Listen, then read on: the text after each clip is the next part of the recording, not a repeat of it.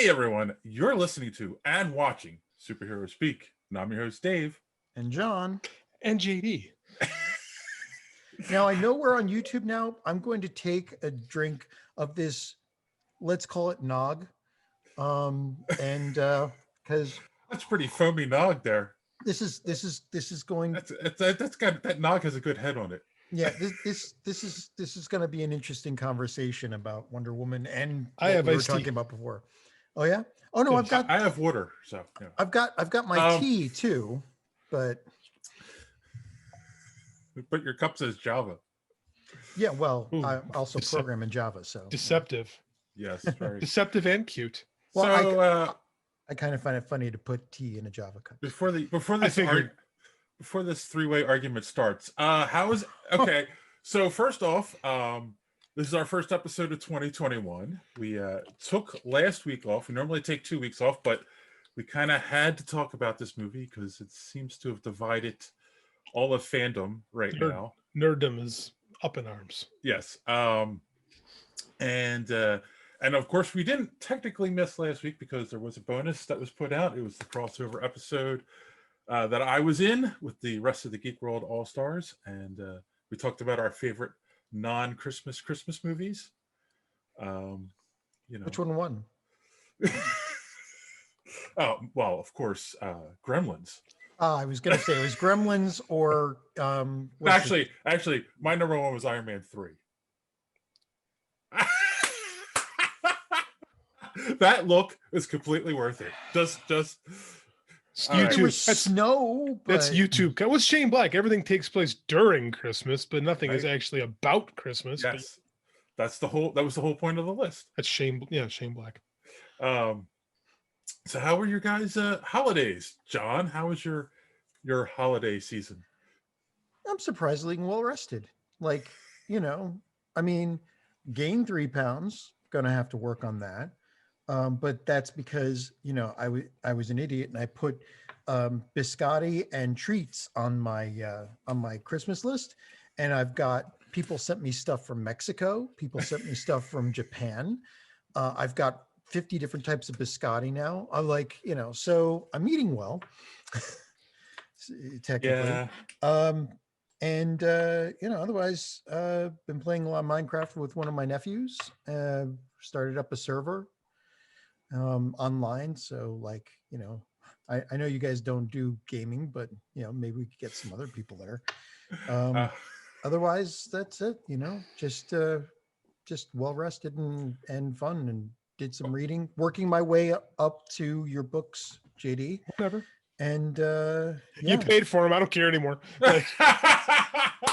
Nice. Did you get the new one I sent, by the way? Not yet. No. Your mail is so slow. Yes. Yeah.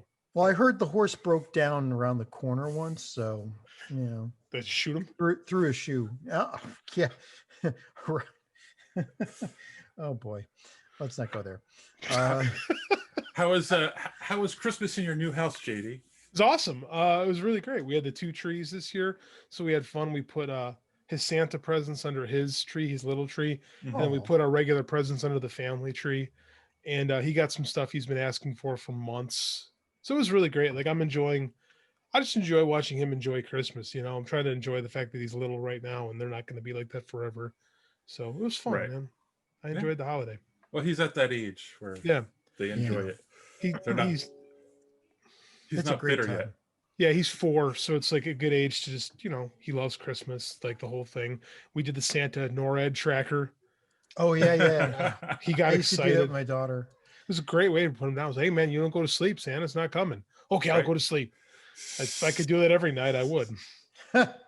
But other than that, things went good. I got picked up by another wrestling outlet that I'll be writing for, so more money. You do have this thing called a time constraint though? No, fuck no. I wrote get this, because we had off all weekend. I wrote everything for that site in one weekend. Wow. So I did nothing else. The grandparents had the kids, so it was awesome. So yeah, I'm doing good. Finished another book, got that up to the editor, starting a new one tomorrow. I'm excited. How many books are you going to try to write in 2021? the goal was 10 in 2020. Then 2020 happened in the move, and I wound up with 6, so not as bad as I thought. Mhm. I'm going to be more realistic this year and say 8. Wow. And if I count the one that I finished on New Year's Eve, I'm already up by 1. Or no, And- does that not count? That's a little bit. Okay. Come on. Damn. Okay. So yeah, 8. Mhm. 8's the goal. We'll see what happens. Cool. John, how many are you going to write in 2021? I'll be happy with 1. Yes. 1. Which I did work on this week. Good for you. The last 2 weeks. Good for you. So I got my outline up to book 3 now, and I got 2 more chapters written. So I actually worked on it. I was kind of Good happy. for you. Good for you. You're not unemployed anymore, so you have a Yeah. job. So Well, I have no. This is what I do now. I know. I'm kind of well. I know it's kind of a blessing and a curse. Like, yeah, I got money coming in, but on the other side, like sitting down and concentrating on a book when you've got, when you're on call and I get you've got thousands of lines of code running through your head and dealing with 15 teams. I wish I could quit my job and just do that. Then I'd have my book written. If anyone else said they had 15,000 lines of code running through their head, I'd say, yeah, you're being silly. You, I believe. So you said that, and I immediately thought of Johnny Mnemonic, that Keanu Reeves movie from the 90s. But I can actually see that being John. That's why I didn't make a joke about it. I'm like, that works. Johnny Mnemonic is based on John O'Grady. I thought you knew this. No, I didn't, but I believe it. Hey, I checked my GitHub. I've written almost 500,000 lines of code last year. So as long as you didn't snort that many, you're okay. Yeah. Not sure what the effect of code is on the brain. I don't know. I was making a joke. They're not all winners. Like, you set them up. I gotta swing. Yeah. My Christmas was pretty quiet. You interrupted. I was about to get it there. Pretty quiet. Yeah. For reasons that we won't discuss on air, I have not seen my grandkids yet, but I will be seeing them Saturday. So good. That'll be our Christmas celebration. But yeah, it was quiet. Went to my mom's, had ham and kibasi like we do every year. So we had ham too. I think I put on at least 15 pounds. So back to the gym soon. It's the holidays, man. You're allowed to. Yeah. It's kind of like if you're under like 30 pounds, extra, then you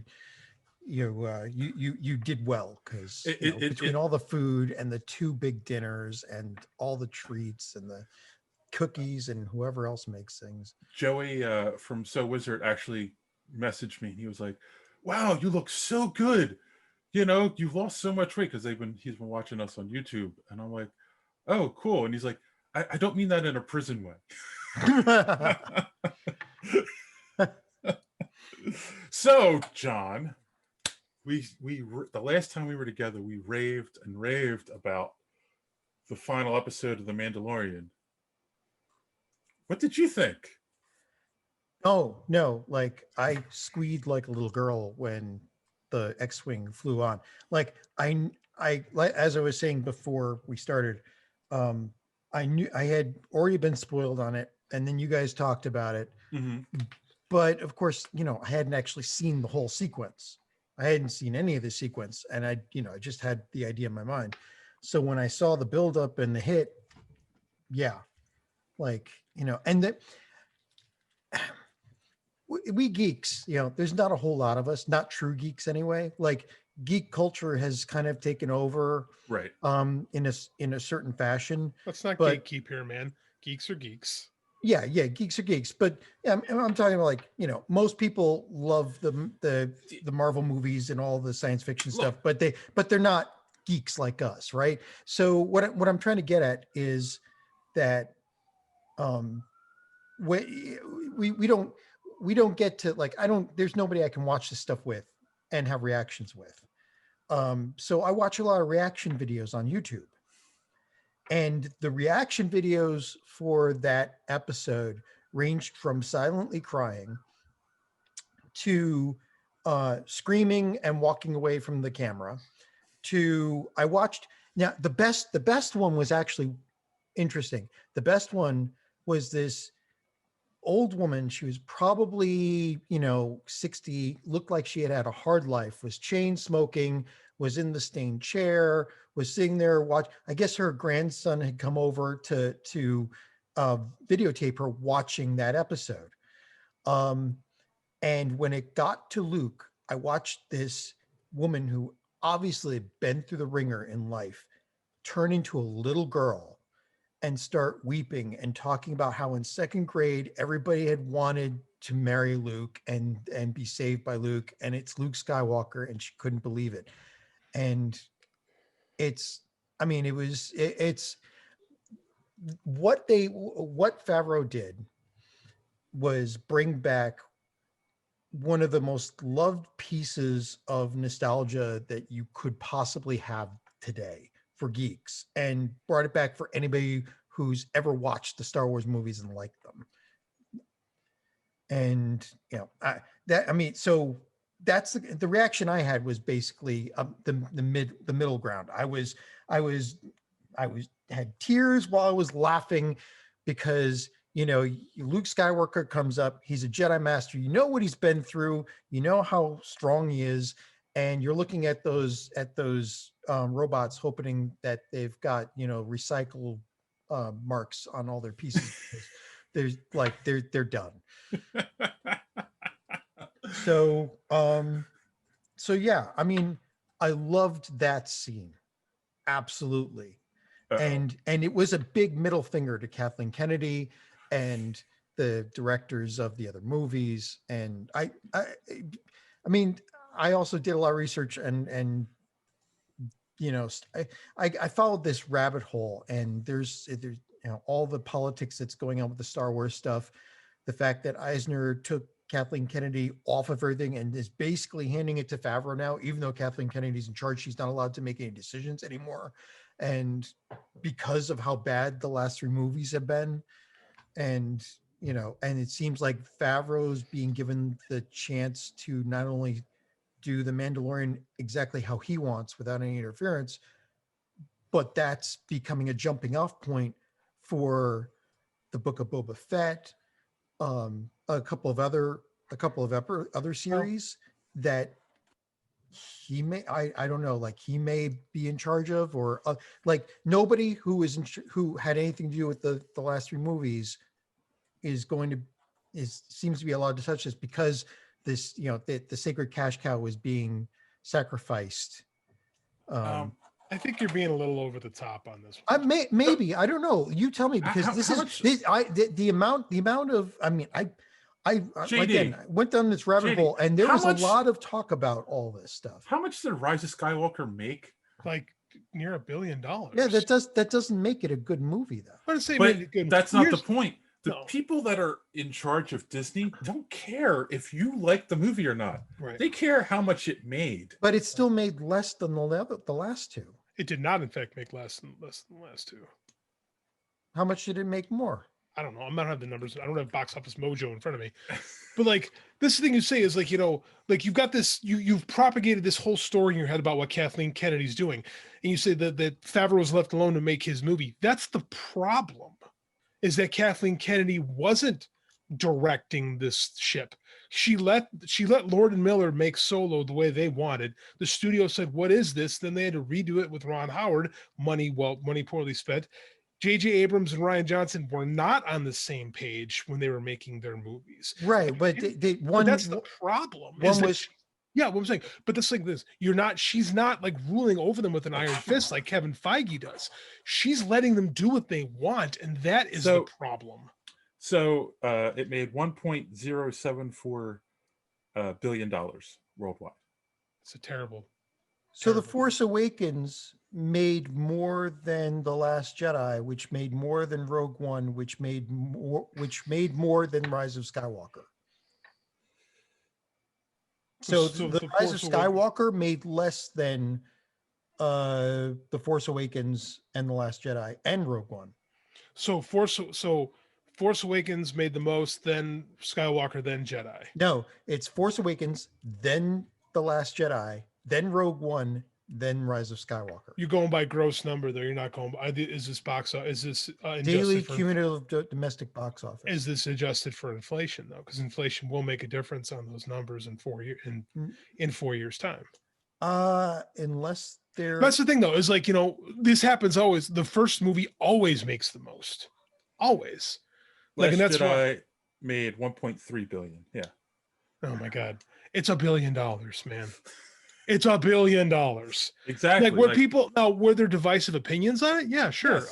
Yes. That's gonna happen. Okay, But I okay. mean, like that's from it's not like she was ruling over this with an iron fist. She was letting people do what they wanted. That's the problem. Is if you had a Kevin Feige in charge who can set the tone and edit, like they don't have an editor. They don't have like that one person like that George Lucas. Right. There wasn't a sets the story tone. guy who was in charge Right. of all three movies. Right. She was as a trusting. Her teaser. mistake was hiring directors and giving them too much latitude. Right. That's the problem. So again, The Force Awakens made this, like, even if you just did for inflation, there's no way. The Force Awakens made 933 billion. The Last Jedi made 619 billion. Rogue One made 531 billion, and Rise of Skywalker made 515 billion. You mean million? You're Million. talking domestic. Million. These are domestic numbers too, not Right. worldwide. Domestic numbers are foolhardy because like we live in a global world. And that's the whole thing, that studios don't care about domestic as much anymore. They care about Right, worldwide. but I mean, the only other market they really care about is China because it's so large. So, But that's still like the point being, I agree with JD. I don't think it's Kathy Kennedy's fault. It was in the sense of like, she didn't make the decisions that you didn't like in the movie. She just hired someone who made decisions you didn't like. Right. And why I mean, like, the sheer number of videos and essays out there about what's going wrong, because and people for the who most like part, like, apparently, like, she did have some say in all of these movies. Like, yeah, she hired people. Well, no, but she also had this kind of agenda. Like, there was a lot of mentions from several different sources about some notes that they had gotten from some of the meetings where she was basically saying, we are going to show everybody how Luke Skywalker is a complete loser in these movies. Like, that was a goal for the three movies that was set by her. Prove that. I that's the thing. Like, that's what I'm saying, John. You're like, anyone can get on these freaking YouTube channels and pontificate. Like, I know. Like, I'm doing it now. What I'm saying is I'm hearing that from several different sources, right? That's not a source. Well, like, you gotta talk to studio people. Those are sources. Like, directors are sources. Writers are sources. Nerds with YouTube channels are not sources. Right. Okay. Like, I'm saying, you can. We're not a source. We are not a source. We have tried to make up that we're a source. Nothing's caught on yet, but we can keep trying. Like, that's what I'm saying. Is like, people like us, like, as much as I love to talk, our opinions don't freaking matter. All I'm saying is, if it was just, we got this covered, then, screw it. I wouldn't even mention it. But the sheer number of people that have mentioned it, and a lot of people, including the Star Wars, was it the biggest Star Wars channel on YouTube that has inside information. Like, the problem is that stories like that start out on sites like We Got This Covered, and people who agree with that opinion latch onto it and spread it out. Well, and then now you got 50 YouTube channels saying it. Okay. Like, some of the channels claim they had like inside information, like they talked to people on anonymous sources. Like, my brother's sister's cousin's guy who changes her oil said that George Lucas is gonna buy it back, yo. Are you sure there's no confirmation bias going on here? Like, yes, 100%. Anyone who says anything on YouTube, I don't believe them. It's not just YouTube. It was like several different Show me sites. The Hollywood Reporter. Show me Variety. Show me a real source. I mean,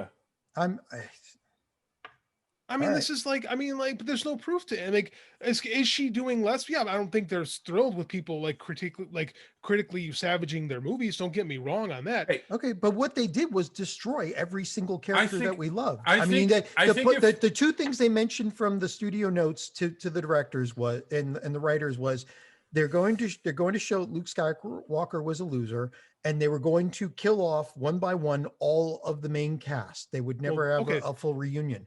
That And I believe they did that. They did that. That was like No, several but different sources are saying hold those on. were things that they That was specifically made that them was- do. I think Yeah. I think the plan was to be each one was a goodbye story Yeah. for each character. Han was the first, Luke was the second, Leia was the third. That was Supposed the to be. plan.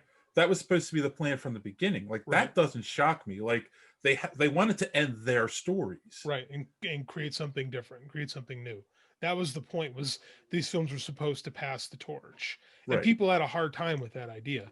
Well, They wanted 60-year-old Mark Hamill to run around with his lightsaber. but there's a difference between passing the torch and shitting on the In everything your- that these characters In have been your through. opinion, that happened. In my opinion, it did not. Wow.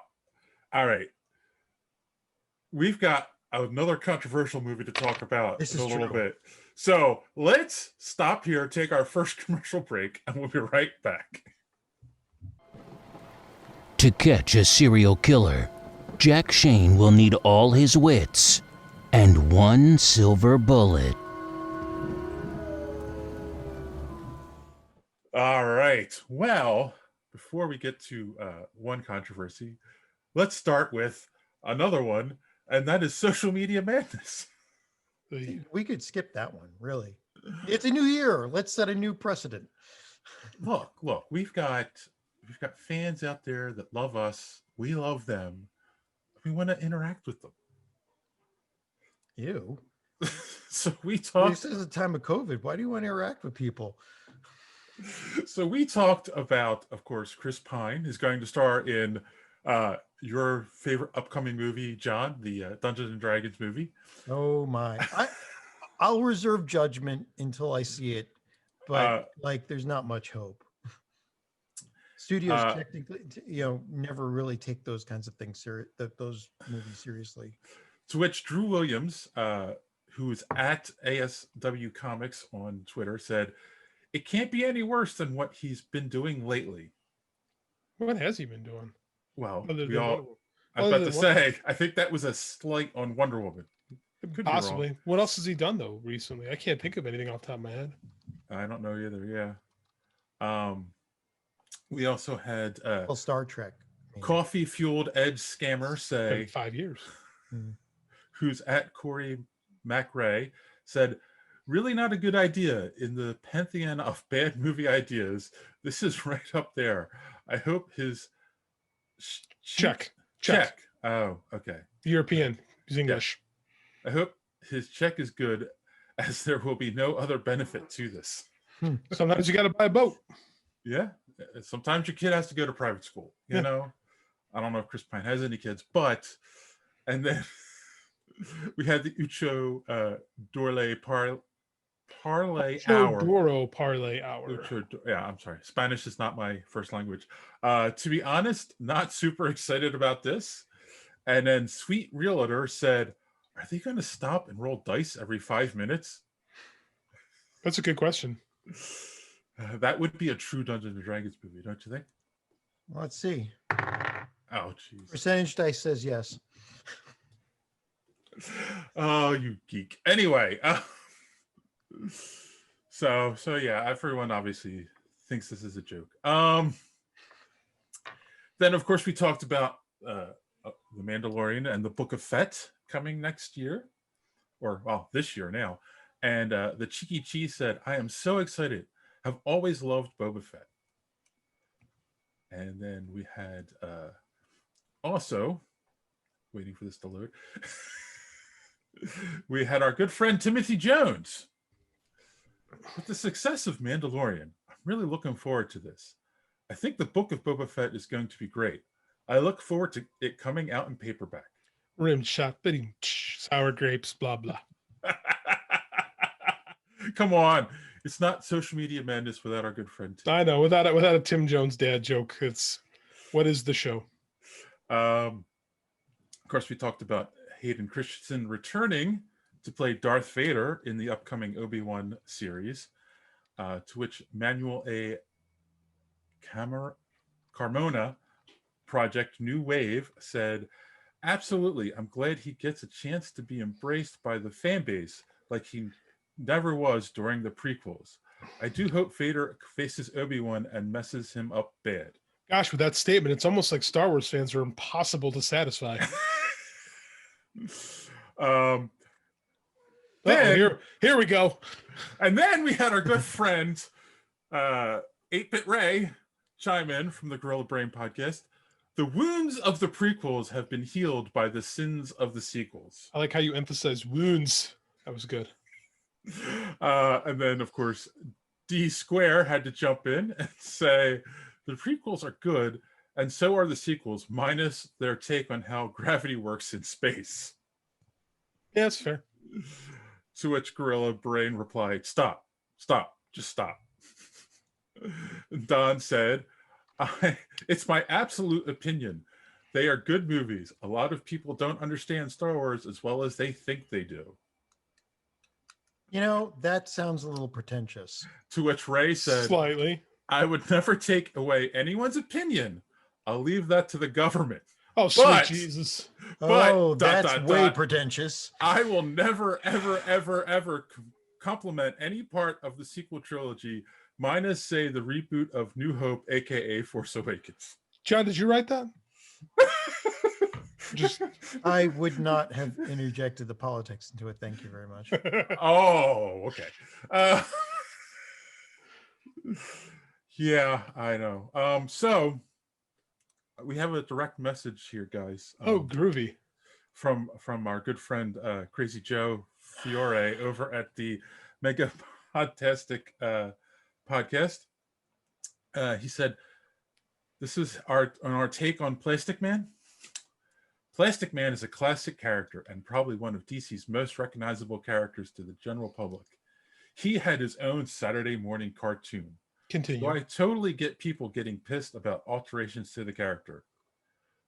Your co-host getting indignant over the outrage doesn't make much sense." I'll give you this. I'll tell you this right now. He did have his own cartoon show 40 years ago.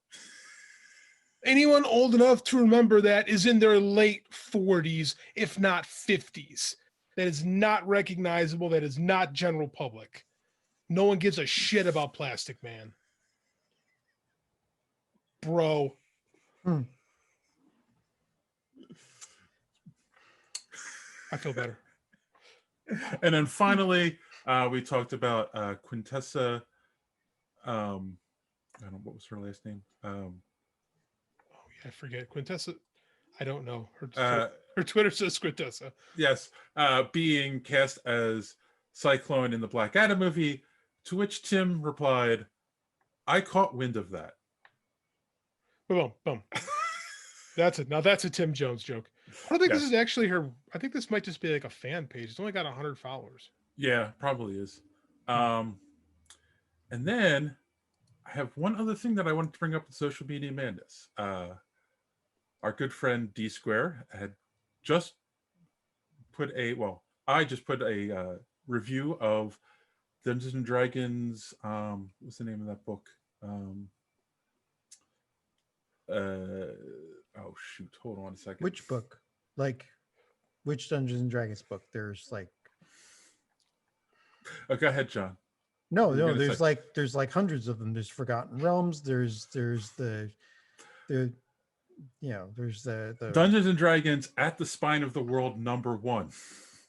It's a comic by IDW that our good friend D Square did a review for. It's up on the website now. We are a comic. Yes. It was written by AJ Mendez and Amy Garcia. Amy Garcia also is an actress who is in Lucifer.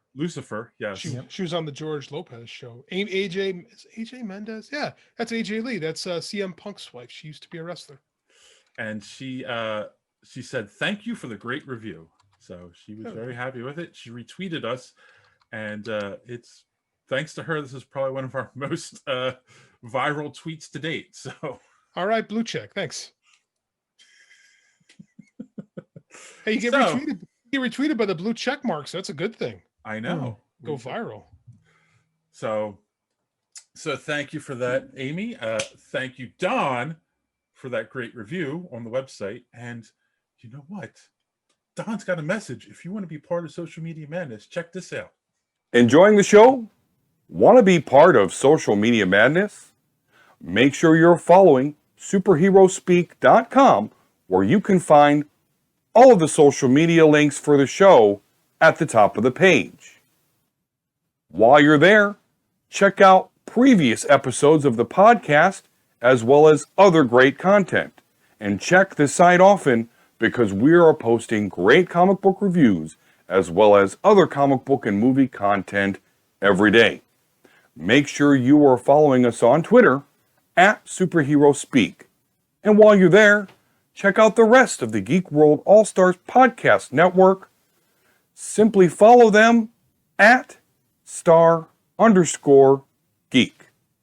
The Geek World All-Star Podcast Network include great programs such as the Pop Prism Power Podcast, Colt 45, So Wizard, Fans on Patrol, the Gorilla Brain Podcast, and of course, Superhero Speak. Search for GW All-Stars. You will not be disappointed. Now it's back to Dave and the boys on Superhero Speak. All right. Thank you, D Square. Don't forget to check out the Omega Level podcasts available on Twitch, YouTube, and wherever podcasts are available. Though they're not on Twitch right now, are they? They're not on Twitch. They're on YouTube now? Yeah, they are on YouTube. Or so, Discord? Okay. No. They're not using Discord to record. They're not using Discord to record? I thought I saw them the other day on Discord. Oh, well. Anyway, I'm not sure what's going on, but they are on YouTube. Check them out. The Omega Level Nerds podcast. It's a hell of a plug we just gave them. Sorry, Dodd. And on that note, we're going to take our next commercial break, and we'll be right back. All right, we're back, and we only have a couple quick news stories. We'll probably have to talk about that one that you sent earlier, JD. Kind of big. Seems to be verified, too. And this one, though, is for our good friend John, who is the big resident Doctor Who fan. Whovian. Apparently, the rumors are that Judy Whittaker will be leaving Doctor Who after this season, and BBC has yet to deny them. So, that wouldn't surprise me. I mean, it's funny because there are doctors that only last a couple seasons. Most of them only last a couple seasons. Yeah, but Chris Chinball has been a complete disaster for Doctor Who. I haven't watched. A lot of people, like the viewership has been going down by the millions for the last 4 seasons, and Chris Chinball is basically the reason. He's the showrunner. He's the current showrunner, and he's literally he's horrible. He's destroying the mythos. He's the guy that would walk in and give the Joker a complete backstory from when he was a small child and beat up in the alley. Like he's doing things that are going to have to be undone by the next showrunner, if there is one. They might go on. Is he Doctor Who's Kathleen Kennedy? What? Is he Doctor Who's Kathleen Kennedy? Oh, he's worse. No, worse. They said that about Russell Davies. They said that about, I forget the name of the guy who was under. Russell T Davies he played he was very fast and loose with like literally everything. Like he's another director that has in mind a couple of scenes that he wants to get there, and even though those scenes are really, really cool, he strings them together with tape and chewing gum. It's kind of what a showrunner should be, though, to be honest with you. It's like, well, for a show that has to do as much as these guys do, it's kind of a necessity. Well, I mean, but that's the thing. But Russell T Davies was good. I mean, he was. Yeah, I like those shows too. Yeah, they were good. But Chinball is like, Chibnall is he's giving a backstory to the Time Lords now that is kind of stupid and dumb. He's explained who Doctor Who really is, which like the Joker should never should just be somebody who, their history starts when you started watching. You should never there never needed to be a backstory. It's the it's the whole thing of the mystery part allows a fan to fill in the blanks with their own imagination. And when you take away a fan's imagination aspects of something, it ruins it. Midichlorians is a great example. Giving Boba Fett a backstory. There's a perfect analogy, actually, but it's an anime analogy. It's when Piccolo was in Dragon Ball, he was a demon lord, and people were terrified of him. When you got to Dragon Ball Z, it's explained, no, he's not a demon. He's a slug person from another planet. That's exactly what they've done to what Chibnall has done to Doctor Who.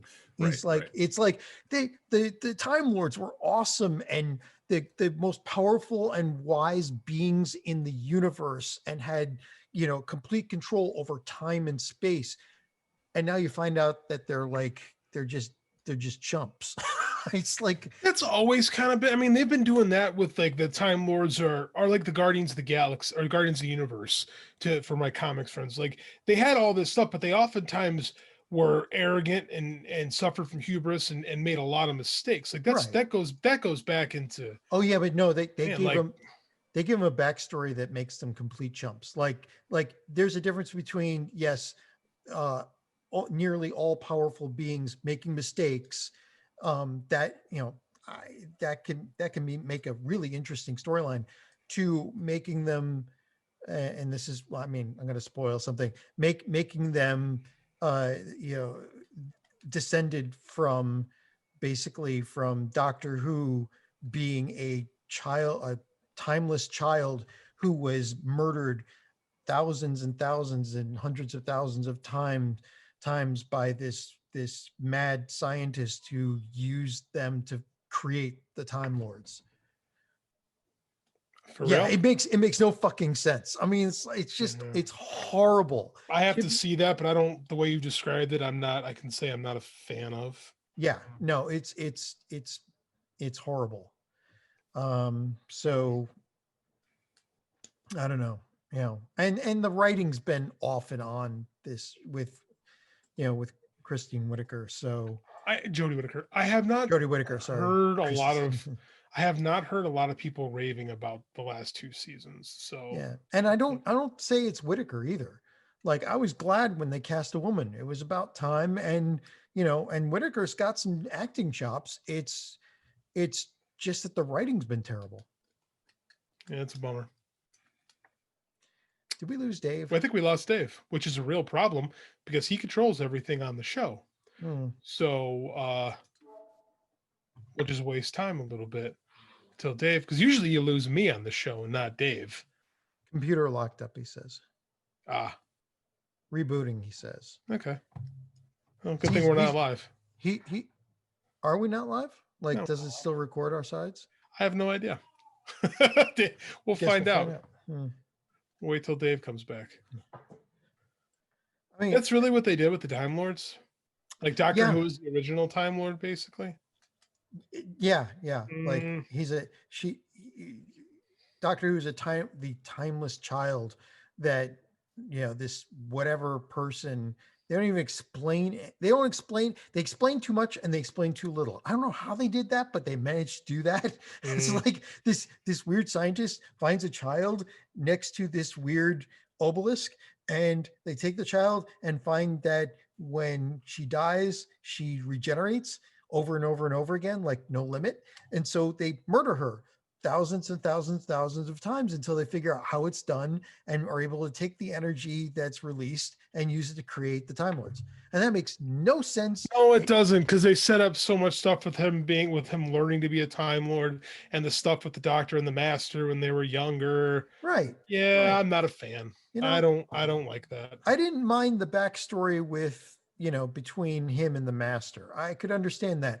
But the point of the Doctor was that he was just one of these timeless, ageless, masters of time and space that decided, you know what?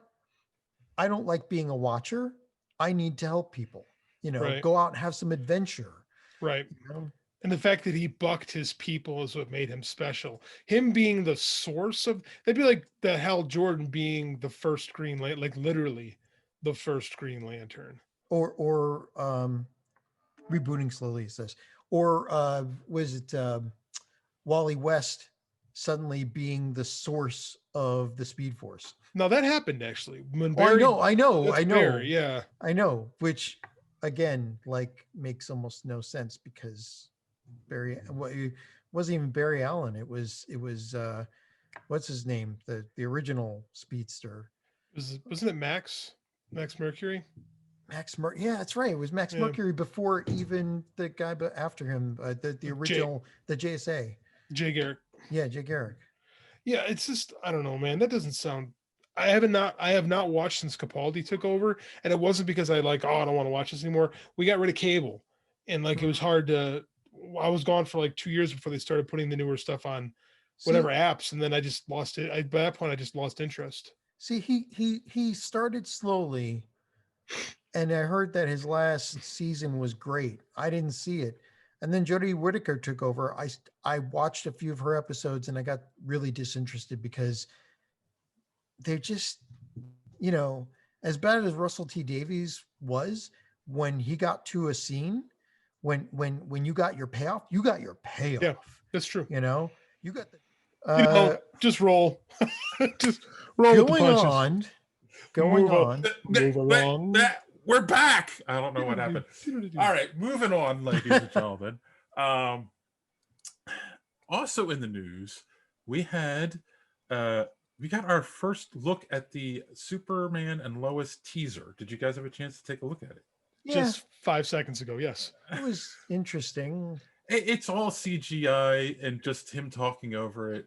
Talk about family. Overwritten is all get. Yes, out. Yes, that's what I thought too. It's kind of overdone. It's like what are they getting at here? Like this should be like it's just Superman. They were trying to like make it really, I don't know. They're trying to tug heartstrings or something. I don't know. It's hard to tug heartstrings when you have no emotional connection to that version of the character. Right. Yeah, I mean, like, the last time we saw him was in the crossover. They got trapped in that mirror universe, right? Oh, so that's what that was. Okay, so that's what was up with all those, like the shattering. Yes, exactly. Very Jeff Johns-y. Yes, exactly. So, yeah, I mean, won't be the last time I say that tonight. He talks about how, when you might feel broken and not the same person, but things only make you stronger. Yeah, very overwritten, very, as John put it, heartstringy pulley. Well, trying to, but again, like JD said, it's like you have to have something there to care about first. And well, that actually brings me to an interesting point, and I think it's one of the things. I think it's one of DC's issues. Is one of a lot. Is that because it's Superman, they're like, you're automatically going to care about it because it's that character. I hope they don't take that route because they do, but they do that. I think they do that a lot. They do. They take Superman for granted, and it's like you have when a different actor comes in to play Superman, you got to kind of rebuild because it is a different person, much like a doctor, like we were just talking about. Like you need to, sure, you can fall back on that after a while. Like Dave was talking, like when you were gone, we were talking about how you get these moments in Doctor Who. I always remember David Tennant. You're like, I'm the doctor, and you're like, yes, you are. Yeah, You get that emotion where he'll Right. he can tap into like the history. yeah. You Same get like the Super- Daleks moving back, and Yeah. then Cybermen like turning and Right. running away. right, and it's- you feel the weight of it with Superman, but you have to earn that. Like he didn't do it in the first episode, Mhm. right? It takes a while. I think the same with Superman. Like when a new guy Also, puts on that cape, you got to earn. you're also dealing with a Superman who was a secondary character in a TV show. Now all of a sudden, and they assume the same backstory for Superman as they always do, but they didn't give him enough airtime to connect with the character. Now all of a sudden, you're going to thrust him into a show and we're supposed to care about him already. Well, I mean, if you got, and I get that because you're supposed to care about characters in shows and they're trying to make you care about him. Right. This just didn't do a very good job of making me care about him. I would rather have seen, especially the show called Superman and Lois. I'd rather have seen some interaction with the two of them. Like, give me something about the show is going to be, and make me not think it's going to be Lois and Clark because we're steering into that a little bit, with the title, just a little. And it wasn't like that was a good show. So, what Terry Lois and Hatcher. Clark? That was not a very good show. Terry Hatcher was great looking. That was Okay. the appeal of the show. It was good for the time. It was good. It was yeah, the only it was Superman good. show on TV. Yeah, but it wasn't like good. I mean, I'll say we forgive a lot of stuff. Well, at the time, it's like, well, yeah, okay. At the time, it was all we had. It's like your parents. I walked to school both ways uphill with golf cleats, and it's like, okay, you're dumb. Like, well, I'll give you. It got really soap opera-y, the last few seasons. Like when she was a robot. Yeah, Oh, when she was a man. robot, Frogs. or when eating was- frogs, right? Yeah, it's like, oh my god, it's like I think that's when I stopped watching.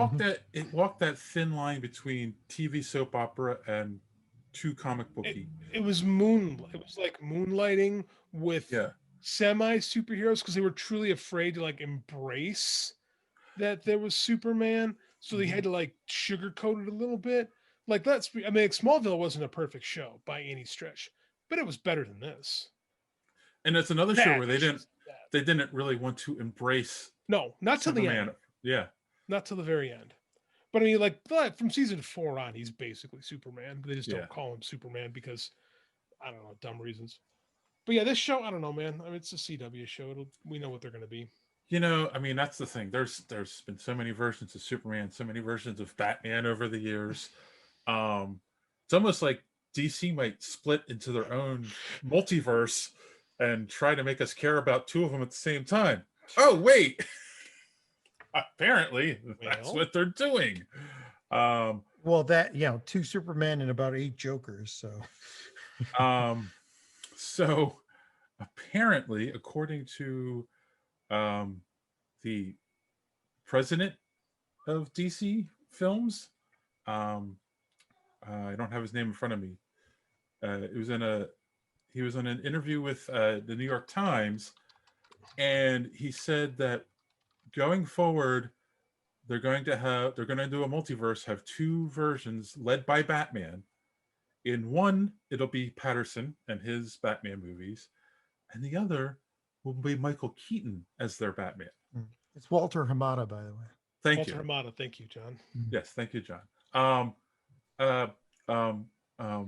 Anyone else see this as a bad idea, or is it just me? Like, I don't think it's a bad get idea. one universe going before you try to do 2. No, I disagree. Doing what Marvel did. Doing half-ass what Marvel did is what got them in trouble in the first place.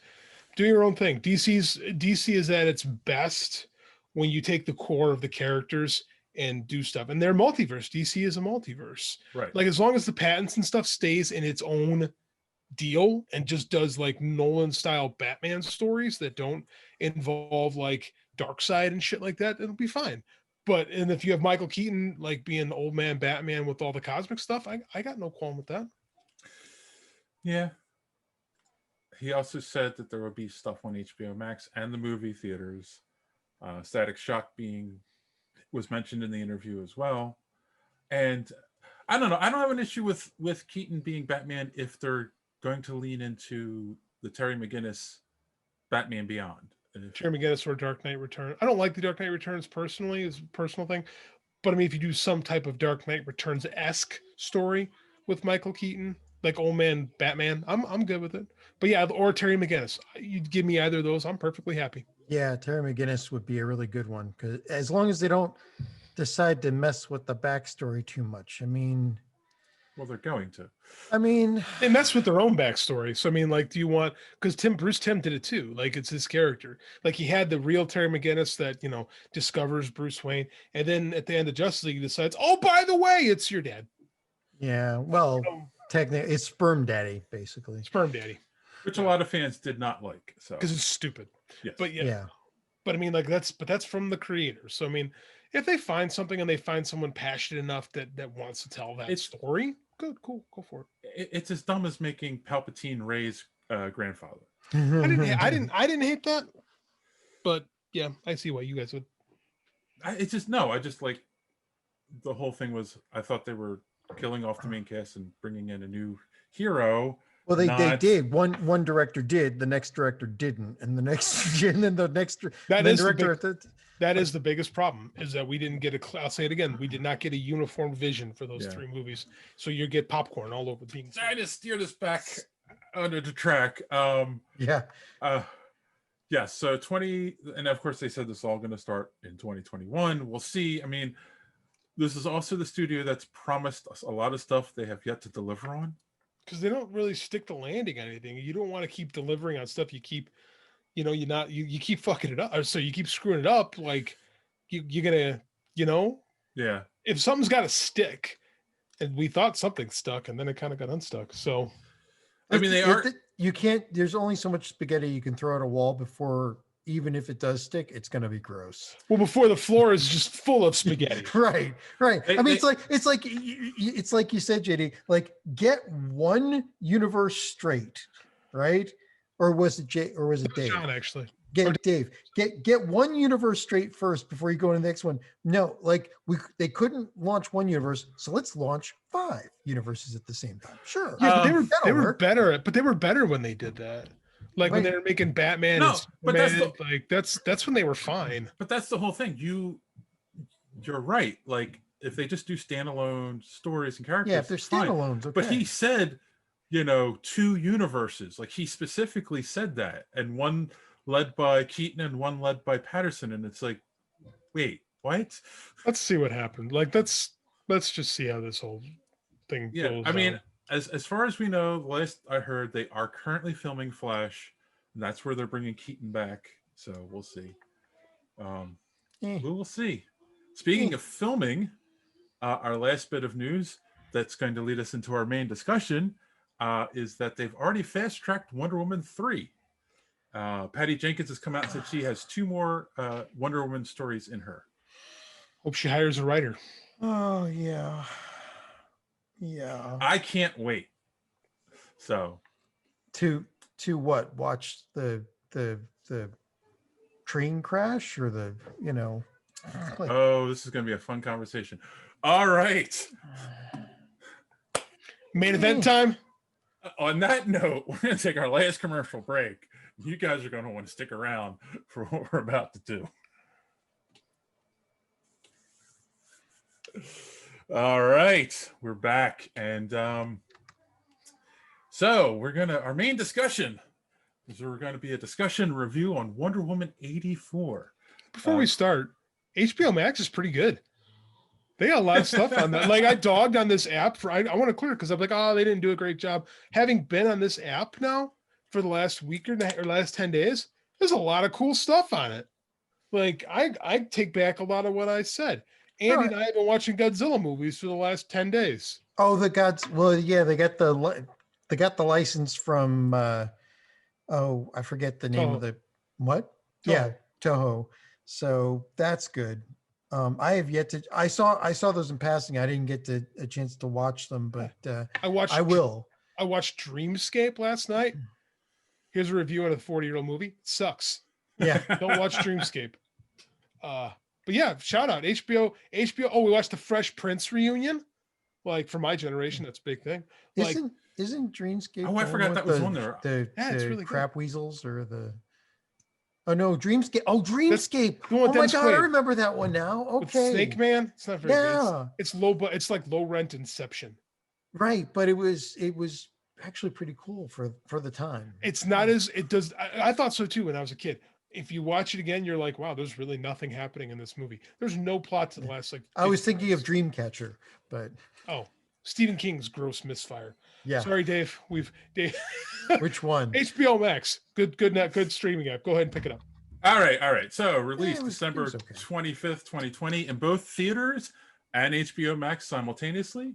Of course, starring Gal Gadot as Wonder Woman, Chris Pine, Pedro Pascal, and Christine Wiig. Directed by Patty Jenkins. A budget of 200 million, and so far it's made 118 million. Rotten Tomatoes score is 60% by the critics and 74% by the audience. That sounds about right. Yeah, I agree. And so let's do what we always do. Let's go around, give our initial impressions. No spoilers just yet. I'm going to start with the guy who's been chomping at the bit and has already written an article about this movie, Combat JD. Republic. Yes. Get my full article of Combat Republic. I was pretty happy to write it on Christmas. It's one of the most disappointing films I've seen in a long time. It's not a bad movie by any stretch of the imagination. It's not bad. Performances are really good. It's well cast, great chemistry. The story is a complete mess. And when we get into spoiler talk, I'll get into it. But yeah, narratively, there's just problems all over the place, all over. And then you use Tinkerbell. You clap your hands like you're hoping for Tinkerbell to come back at the very end. That's how we beat the bad guy, who doesn't really get beat. John? It was how many rewrites did this thing have? Not enough. And was it, well, no, or maybe it was too much and like they had different people rewriting it each time. They did not bring in Alan Heinberg, who wrote the first movie. He did not write this movie. That's the problem. Okay. Right. Thank you, Tom Brevoort, for pointing that out. Yeah. So no, I had heard like because of the writers of the first Wonder Woman movie, and of course Zack Snyder, breathed on it and destroyed the ending.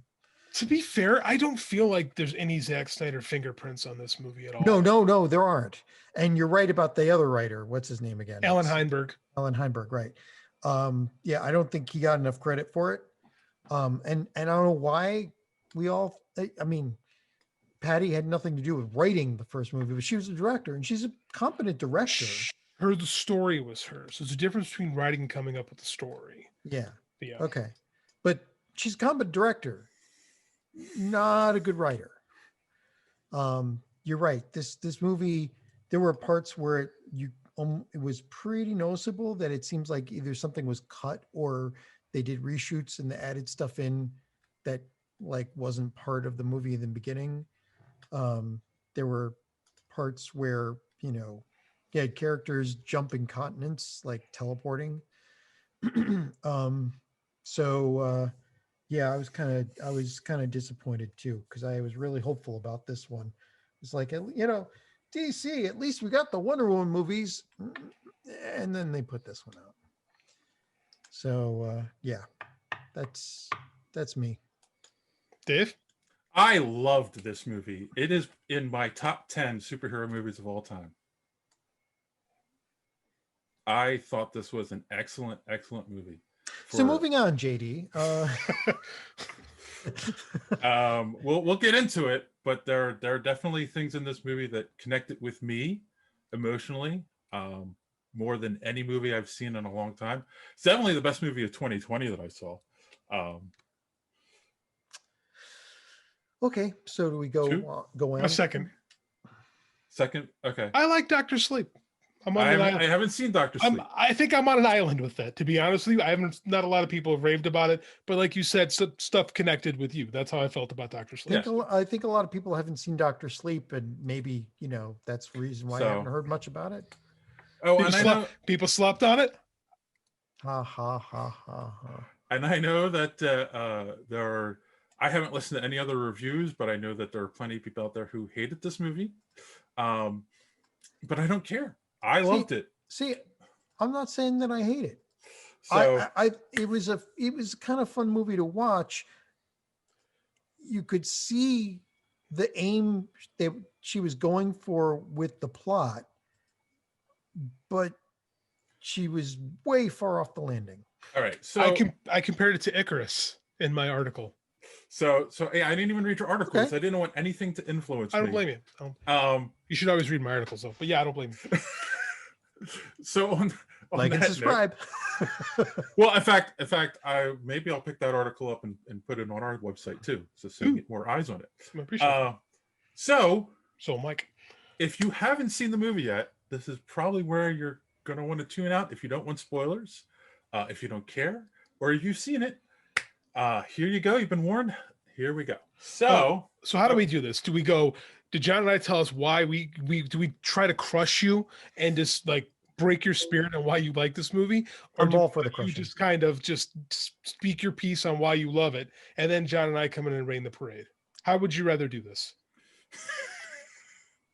All right. So let's start with the first reason. Like when I first got in, like halfway into this movie, I'm like, there's something about this movie that's really speaking to me, and I'll get to that in a second. But the other thing is, this is a comic book movie, boys and girls. They steer heavily into the fact that this is a movie that's based on a comic book. I'm sorry, like people who argue about logical things and blah, blah, it's a comic book movie. You're watching a movie, a woman can fly, she's indestructible, like who cares about logic at that point? It's a comic book movie. It's like people arguing, why doesn't Superman's cape burn?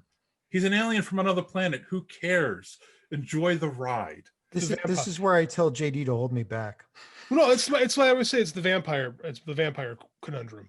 How do you kill a vampire? It doesn't matter. There's no such thing as vampires. Exactly. I agree with you.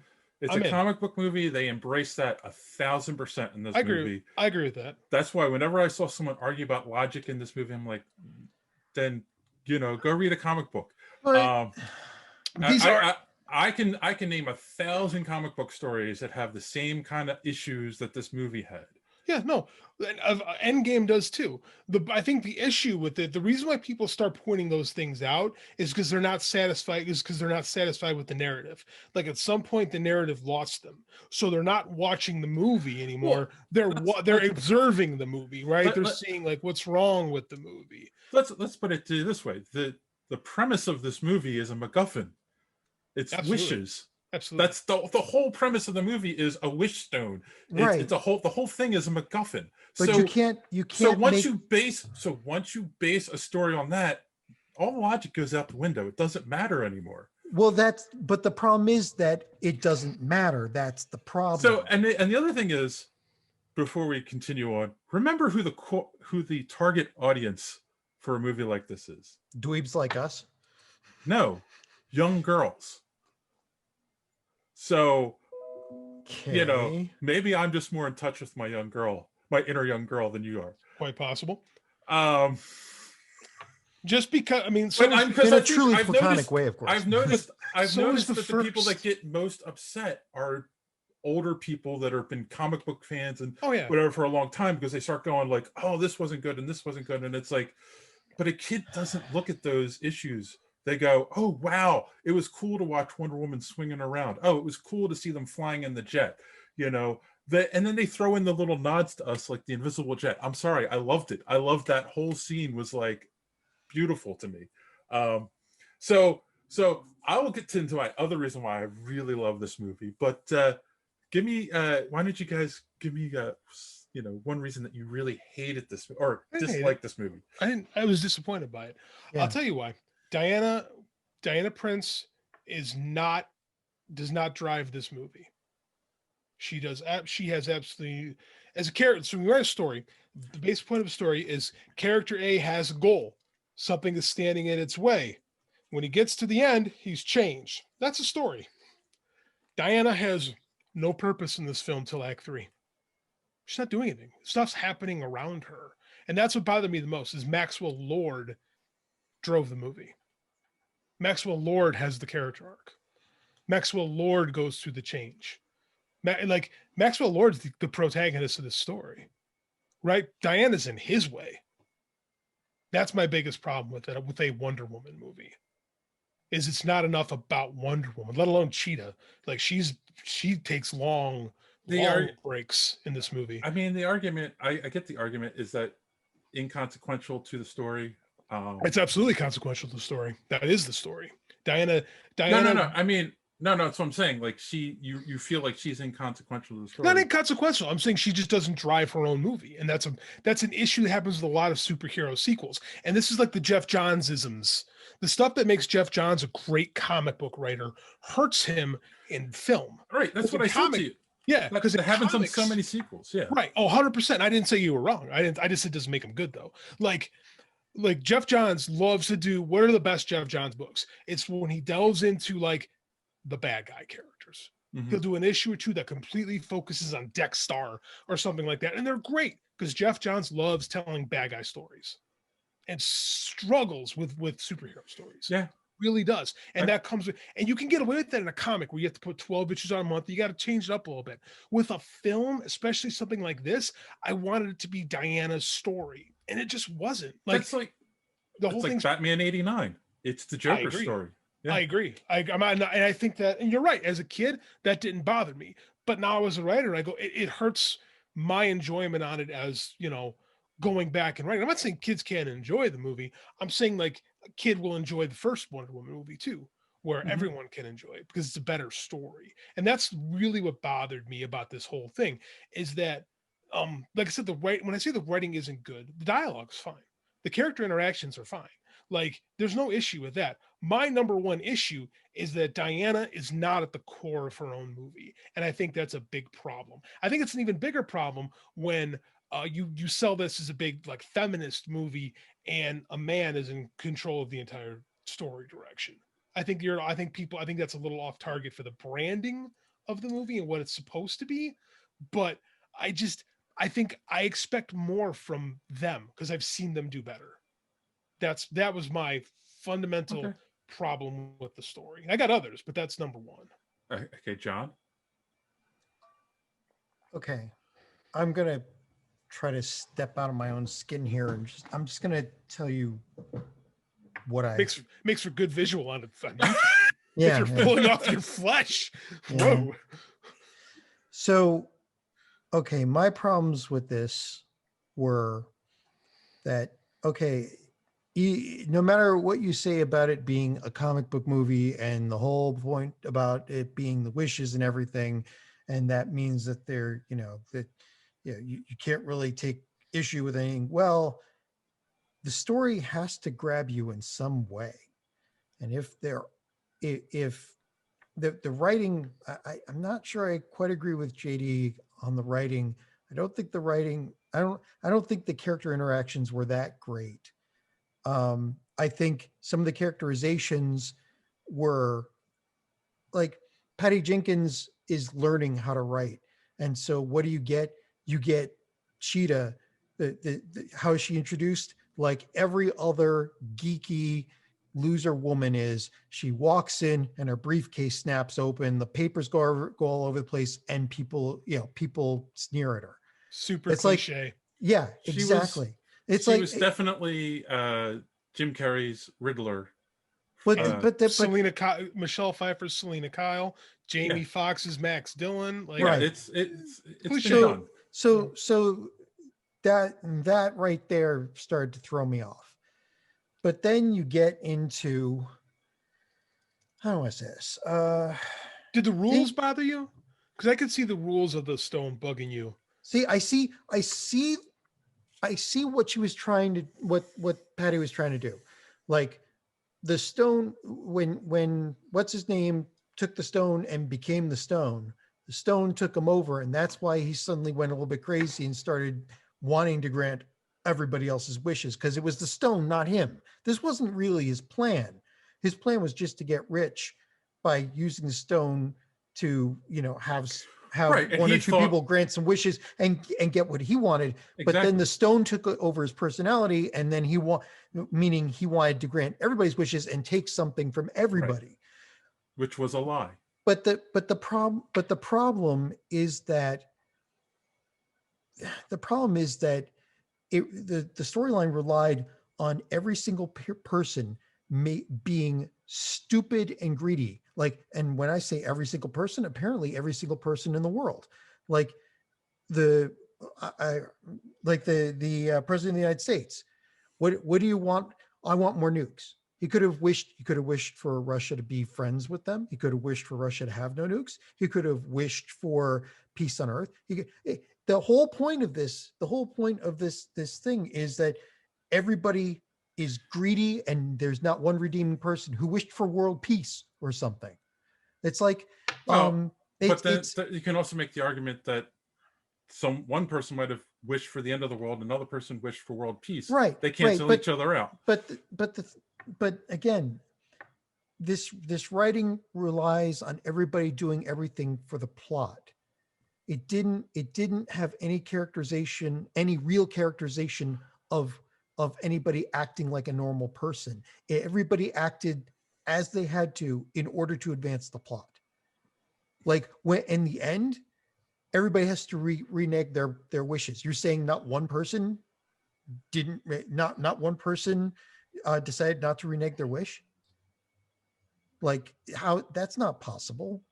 And everything else was just like, it was too. There was this age old trope of, well, they got into a plane that an antique plane that is at least 40 years ahead of the technology that Steve Trevor knew of. And yet Steve Trevor can get into it. And of course, the Smithsonian keeps all of their antiques fully fueled and in perfect working order. And then when they take off, it's like, oh, radar. How do I write myself out of this? Oh, she can make things invisible. It's like, I'm sorry, you lost me at that point, because there's no stakes anymore. Anything can happen at any time and nothing matters. There's no stakes anymore. That's what makes it a comic book movie. The fact that there's jets for working and they're fueled. I have read so many stories like that in comic books where they come across something and it works. But that's bad writing, because at that point the person's not invested. You're just reading it because it's interesting. You're not reading it because that means that the writer is not good enough to make you care. So when you get to the payoff with like having to renege her wish and send Steve back, you're left sitting there thinking. And I have a completely different take on the end of the movie too. So right. But the thing is, like, because of the bad writing, you're sitting there going, this is supposed to be an emotional payoff. She's letting go of the one person she really cares about, the one person she's been obsessing over for 70 years. Okay. She didn't find one person that she liked in 70 years. But beyond that, you're sitting there going, well, this guy took over somebody else's body. You're a hero. You had no right to sit there and like, there wasn't one mention of the fact that this guy had a whole other life, and you've shanghaied his body, this whole time. It's like she never even said anything about that. She's supposed to be a hero. That should have. What? She kind of raped him. Yeah. So I don't. It's like again. This is the writing is such that I think Patty's just a very inexperienced writer, and so you get into these situations and you have to write yourself out. And you continue along with that thread and keep writing yourself out of corners. And that basically leaves the people watching it with no stakes to be invested in. And so you're just watching a flashy movie with Wonder Woman, and it's interesting. And again, I saw where she was trying to go with it, and it was an okay premise. If it were done better, it could have worked. But the writing was such that you could not really get, emotionally invested in it. There is no way to connect with it, because every time something came up, they immediately got out of it because, of a deus ex machina or whatever. It just, it just didn't work. And at the end, I mean, okay, this is a woman who took a headbutt from Superman, right? But a little wind is going to keep her away from him. I mean, I'm sorry, I can't do this. It's just, it was an interesting movie. Wasn't the worst I've ever seen, but there was no emotional investment in it. And I did not care about it. It certainly didn't grab me like the first time that Wonder Woman got up into no man's land. And, because I had to save those people. And she got up and walked across that, and, awesomeness ensued. You could get invested in that. There were people dying. There were people that needed help, and she did it, even though, everybody told her no. She's just doing, whatever the plot was driving her. Her personality was not driving the plot. That's what should happen. Mm-hmm. I agree with a lot of that. I like you said, it is totally the wishing stone is definitely a MacGuffin, and that's not necessarily a bad thing, right? But I mean, like, you got to do some work with a MacGuffin to make it work. Like, one is I have to know like the rules, and it seems like they're making up the rules as they go along a lot of the ways, because we're never told like quite how this thing works. Like, eventually say, oh, it's like a monkey's paw. Oh, we should have told me that 30 minutes ago in the story, and then I get it. And there's a problem, like we talk with stakes, and this happens in a lot of the DC movies, is the stakes get so high at the end. When the stakes are so high, as in like the end of the world, it's hard to latch on to something with that. And the stakes are never, and this is why Wonder Woman fell apart a little bit. The original one fell apart a little bit in the third act of part one, is because, again, the stakes aren't just, hey, we have to save this one particular battle so we can win the war. It's like the fate of humanity rests. And it's like, when the stakes are too large like that, it's hard to find a narrative hook to pull you in. So that is, I agree with you a little bit on the stakes issue, because they're not personal enough. And like you said, there's no rules. So if there's no rules, how can you care about it? Right. And there's no, that's a problem that bugged me too. What it bugged me the most about it, because it could have been so easily done, and it wasn't. We have I looked at my wife 10 minutes into the movie. I'm like, we're 10 minutes into this. We've had these two big action sequences, and we have no story. Like, they did that whole big Olympiad sequence that I jokingly called the world's largest gender reveal party, because she fired the arrow and the blue smoke came out. Yeah.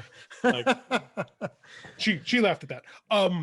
But it really was like to teach the lesson of, Diana, you have to tell the truth. And I'm like, okay, like that was a whole.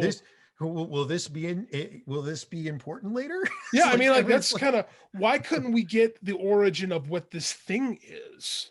Why couldn't we spend the first 5 minutes of the movie discussing what this thing is? And again, the only reason this is a Wonder Woman movie is because that wishing rock just so happened to show up at the place where she works. And like, oh, it just so happens to have the language of the gods in there. Which god? It doesn't matter. And that bothered me, because there's chances, like, why couldn't that thing have come from Themyscira? Why couldn't that have been the reason why Hysteria had to wear the armor? Was to defeat this giant rock, defeat this wishing stone that drove the Amazons crazy temper. Like, something like, there's stuff you could have done to create stakes in this movie, or to create like ties to things. Like, magic rock can be just fine if you build the magic rock into something tangible. Right. But it just magically shows up, and you have this bothered me, is you had this whole mall sequence we've been kind of waiting for since the trailers, and it's really only there because they happen to be running this, front to usher this thing. And it's just there so we have a sequence in the mall. Like, we don't know how it got there, right? We don't know why it got there. Like, there's no, it's just there. And that bums me out, because that could have been so easy. Yeah. And it negates what was said in Justice League, where she tells Bruce, "Oh, I pulled away from humanity for 90 years. It's like, no, you were apparently, jumping around in full costume all over the place. Maybe she just meant she lives in Washington, D.C., and that's not a way. Well, that's a way for also remember, true. But but you mentioned also remember the armor had no use whatsoever. The armor was just there to say, "Hey, she's in the gold armor." Yes. It even made the final battle worse. Yeah, she just took, like, Cheetah just destroys her with it. I'm like, oh, so this held off, basically the 300 invasion, but it doesn't survive Cheetah. Right. Yeah. It was animated very poorly. Yeah, I mean, Yeah, that, it was. that I will It say was that dark. Of course, they made it dark because Had to. that scene was obviously just to have a nod to the gold armor from the comics, right. in the But it movie. served no Um, purpose. It did. It again. did serve no, and it could have been. It could have been. Like I said, this could have been Yeah. how that armor could have been how Hysteria defeated, the whoever was carrying the stone or the god with the stone the Or first yeah, time or it could have around. just provided protection from the stone. Yeah, Or it- something like that. Or but it just- or she was still under the effects of the stone, like she hadn't regained her powers back. She needed the that would have armor. made sense. She Yeah. needed the armor to get through the powers. That Right. would have made perfect sense. And again, that's like when you have a Deus Ex Machina, the only reason a Deus Ex Machina is it just shows up when you need it to, like going invisible. If she had been trying, if like her aunt or someone on Themyscira had made something invisible, and let's say Diana had tried it a couple times, I just can't get it. I just can't get it. What are we gonna do? I'll try. Oh, I did it. Oh, we set it up. Right. Set it up instead of just like, oh, I think I can make this invisible. Really, nothing has ever been invisible before in these movies. And I think I can do it. Or after. Or Like after. that would have been useful when, when like the I mother said, boxes showed up. like I said, Patty Jenkins is one of the directors who came out and said they don't recognize Justice League as canon. Was So- fine, but it could have been in the first one. But again, this doesn't have to be like you could have just tried it. All you have to do is try and fail twice, and you've set it up. You've set it up that this is But this is a making thing. things invisible doesn't even make sense to her power set. I mean, it's just. But that's fine because that's in the comics. Like it's. I the- mean, that okay, is a but thing. That's but fine. still, that doesn't yeah. bother me. Just make it make sense. Like lie to me. Like we talk about Doctor Who. Reverse the polarity, man. Yeah. Reverse the polarity. Let me know that you know what you're doing.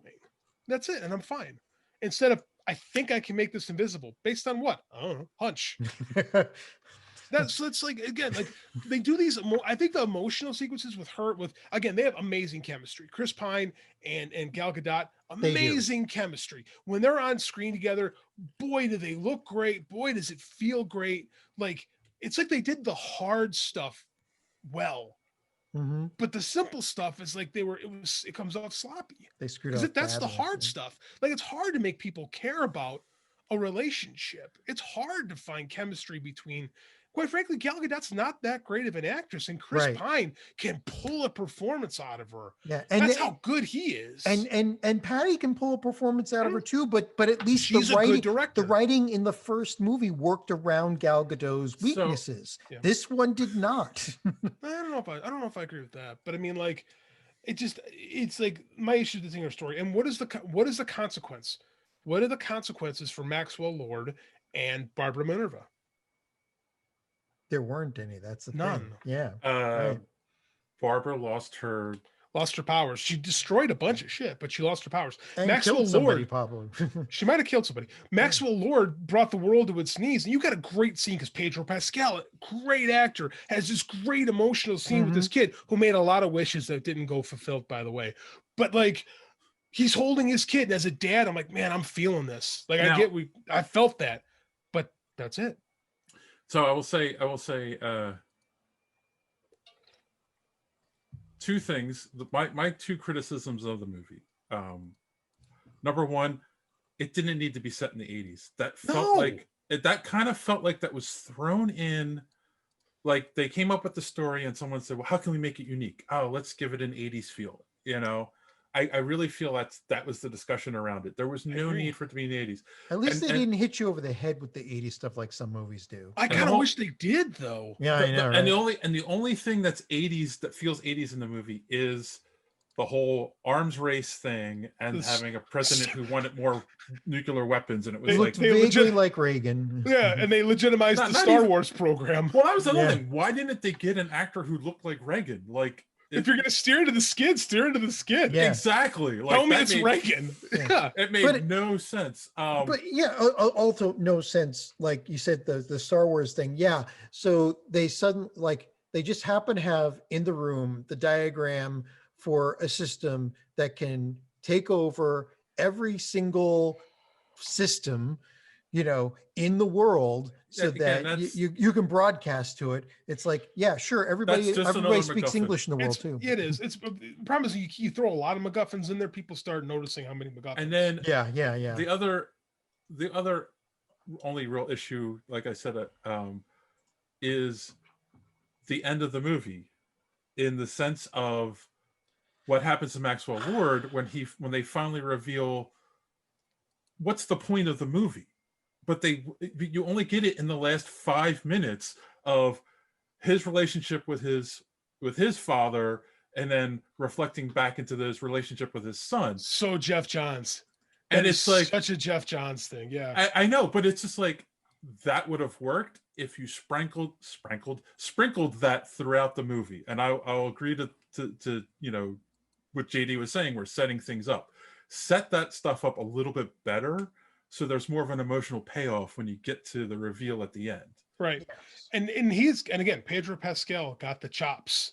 He's great. Like he's doing his Al Pacino. He's just chewing on scenery left and right, and it makes it work. And but again, it's like I get it. I'm about my son. This is all I need. I'm like, this is a good scene. And then they just cut away, and I'm like, well, I thought his neck was going to get broken. I was 100% convinced that they were going to break his neck because Wonder Woman in the comics breaks Maxwell Lord's neck. Convinced it was coming. Never comes. Big surprise. But nothing happens to him. It's like the complete opposite. I thought he was going to die, and he just gets to leave. Mm-hmm. Like it's like, go back to his son and live happily ever after. Chalk it up to a bad weekend. It was a really bad weekend. It was a terrible that was weekend. a really strong whiskey. I mean, it's like, but that's how it, and it's like it bugs me a little bit because it's like, okay, there's no, because usually we see the opposite where the villains have to be killed, and I'm like, okay, we didn't kill him, that's good, but like there should be some comeuppance. So there's no stakes, no consequences. What was the point of everything? But that goes back to what John said, is that it was kind of the stone taking him over. Well, yeah, but he did it though. He asked for it, and he was a con artist beforehand. So we start off with him not as a good person. He arranged for that, and that's aborted robbery that jumpstarts kind of the movie. Now, and I agree. And if they had sprinkled the relationship with his father and his son more throughout the movie, you probably would have been more forgiving of him by the time you got to the end. But since they only throw that to you in the last 5 minutes, it's like, yeah, but I mean, like when the bad guys are supposed to have like some type of repercussion in these. That's superheroes. It's like Peter letting Sandman go away in the end of Spider-Man 3, which I didn't like either. Spider-Man 3 is not a good movie. Yeah. That suffers from a lot of the same problems with this one. Those are more magnified. Those are way more magnified. That's a way worse movie, but it suffers from a lot of the same issues that this movie does. But yeah, I mean, well, wait, just how about this one, Dave? Why did the Dreamstone, when it's creating nukes out of thin air and walls out of thin air, why did it take Steve's mind or spirit or soul, whatever, and put it in somebody else's body? Why didn't it just? Because it was part of the cost of the wish. No, the cost of the wish was her powers. The cost of the wish was her powers. There's also the cost of Barbara's wish. Like she gets, what bothered me the most about that is like, again, it was Steve Trevor's choice that he had to sacrifice himself. Wonder Woman doesn't have the agency in her own movie, again, to make her own sacrifice. Right. She had to renounce. Well, yeah, but he convinced her to renounce the wish. You're right. Well, yeah, and again, it was never mentioned that he was like, he was piloting somebody else's body this whole time. Well, he is a pilot. Yeah. Exactly. Yeah. Well, yeah. Well, oh yeah, that's right. Wonder Woman suddenly learns how to fly too. Like, there you go. Another. To be fair, it's been 70 years. I don't have an issue with her learning how to fly. Yeah. If that were the only thing, yeah. But then you talk about her flying a plane or her flying like flying? Flying. Well, she flies. That's fine. Yeah. I mean, like those, and the special effects in that scene look great, which even like made the cheetah stuff worse. I know, but it's again like that's if that had been the only thing, that would have been a great thing to add. But in the midst of all the other, oh God, I'm writing myself in a corner. How did she get to the island? Oh, okay, she learns how to fly. There's a lot out of nowhere. There is a lot. There's a lot of Deus Ex. There's a lot. There's like 3 or 4 different Deus Ex Machina plots. And the ending, like I joke, the ending is basically like Tinkerbell. You clap and Tinkerbell comes back to life. And it's just like, but again, when you create something that's so unreal, like, and again, this comic book movie, I get it. Like, so is snapping your fingers to work the Infinity Gauntlet. but you've got a bigger emotional investment there. And it doesn't work because we can't touch anything. We can in Endgame we were touched by the deaths of all these heroes, and then they're coming back, so we know the stakes are there. And You don't Thanos feel too. it. You could empathize with Thanos. You could understand what he was trying to do and why. You could. This movie, it's bloated, man. It should have just been Barbara Minerva and Wonder Woman. Yeah, that should have been the movie. You didn't need Maxwell Lord. You know, that's my biggest overall critique. Is I think again, it's like the Jeff Johnsiness of it. Maybe. I mean, yeah, it just, I don't know. I again, like there was just too much. I couldn't get emotionally invested in it. In the end, it was just flashy and flashy. Sparkly and flashy. But looks great. Yeah, it's a good looking movie. Cinematography's great. Yeah. You know, color's a lot of color in it. Most beautiful looking DC film we've seen. Yeah, I'll say that. All right. Yeah, they took off the Snyder sepia tone. Someone clicked off on he clicked X on Final Cut and turned off sepia tone. Yep. Sorry, Dave. So anyway, we're killing you. Well, okay. So I was saving this because this is going to be a little difficult, but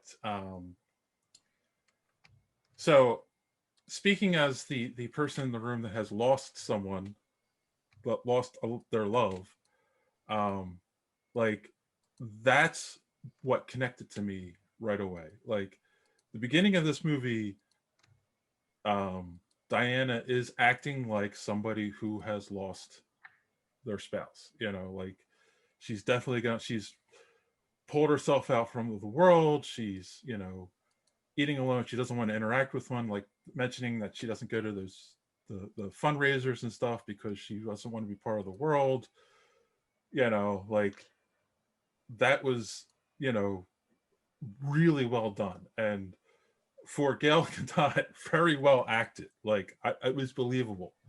You know, it worked really well, which set up, you know, like as soon as she picked up that stone, I knew exactly what she wished for. Like I didn't even have to, you know, there was no guesswork at all there. That I understand.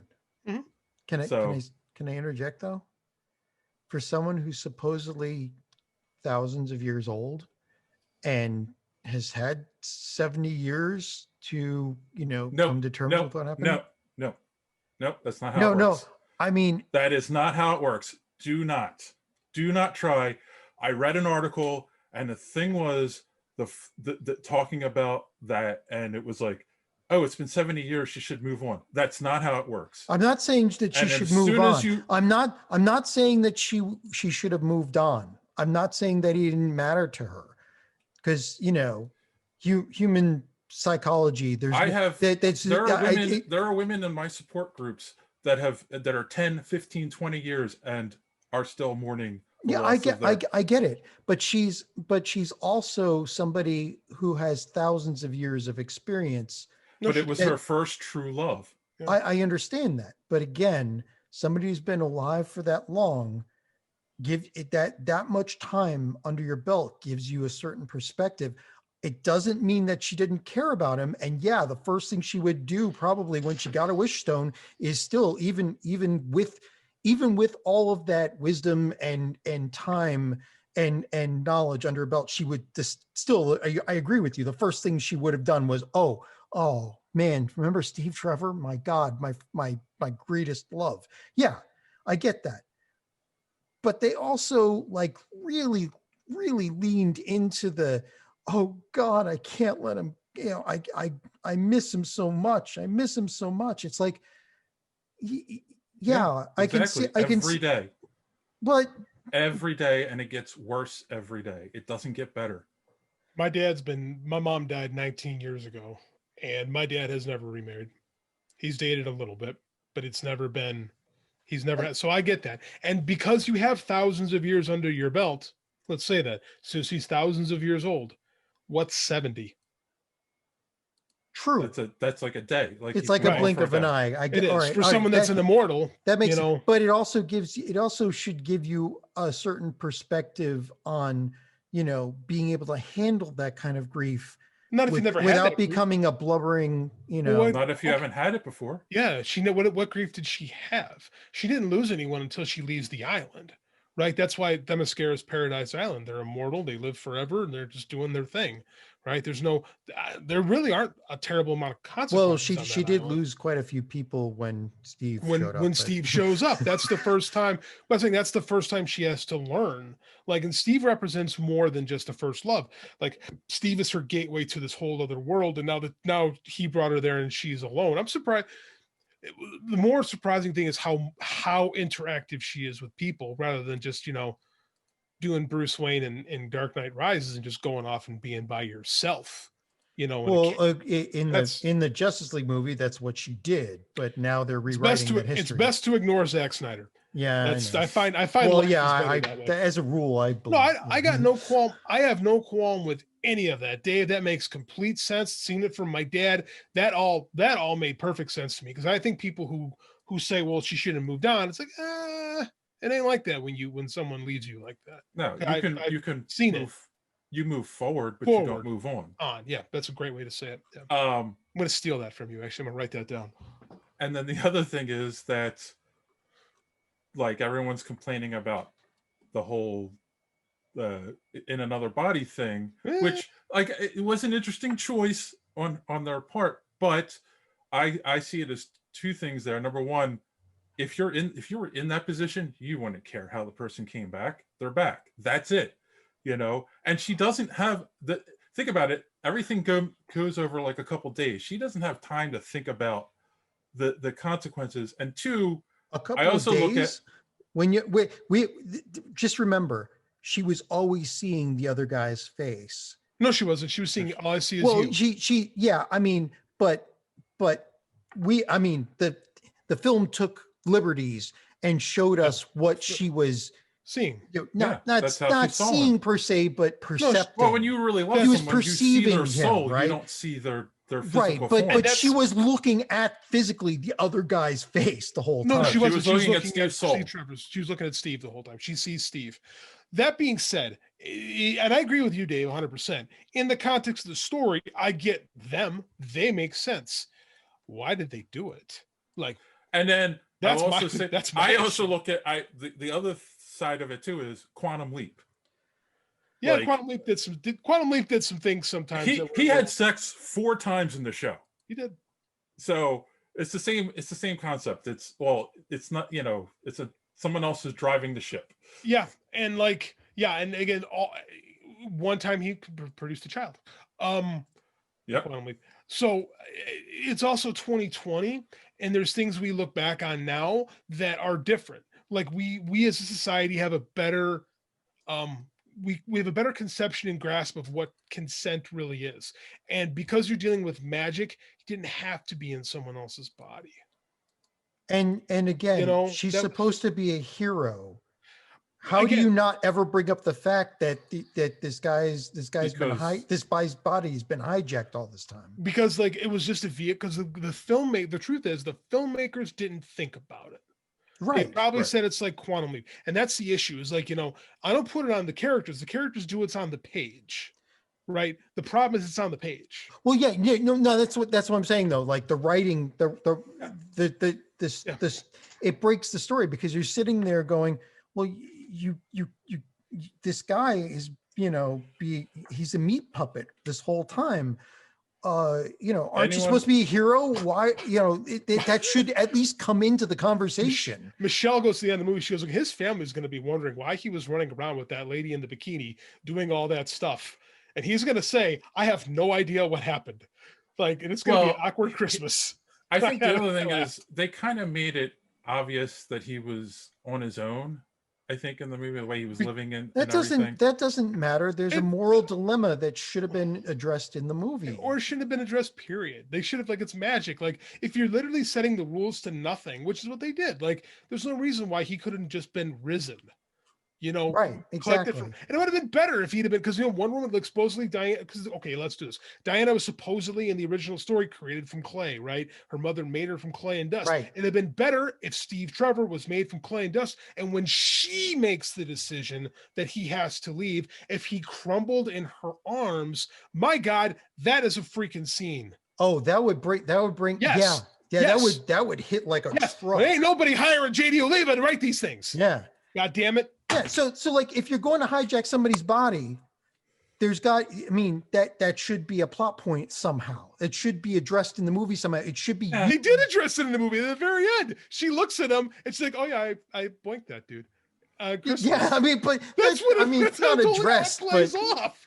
That's totally how it comes off. Is like, she's like, "Oh yeah, I've seen your house. I know what your penis looks like." Yeah, I mean, but right. It's awkward. It's shining a light on it like that made it more awkward for me. Right. So if you're going to write something like that, use it. If you're not going to use it, then putting it in is only again. But they didn't think that's, and this is the problem. Is like they were just putting stuff together, trying to make it make sense. Well, how does he come back? Okay, well, he comes back in someone else's body. Great, perfect. Right. Great, perfect.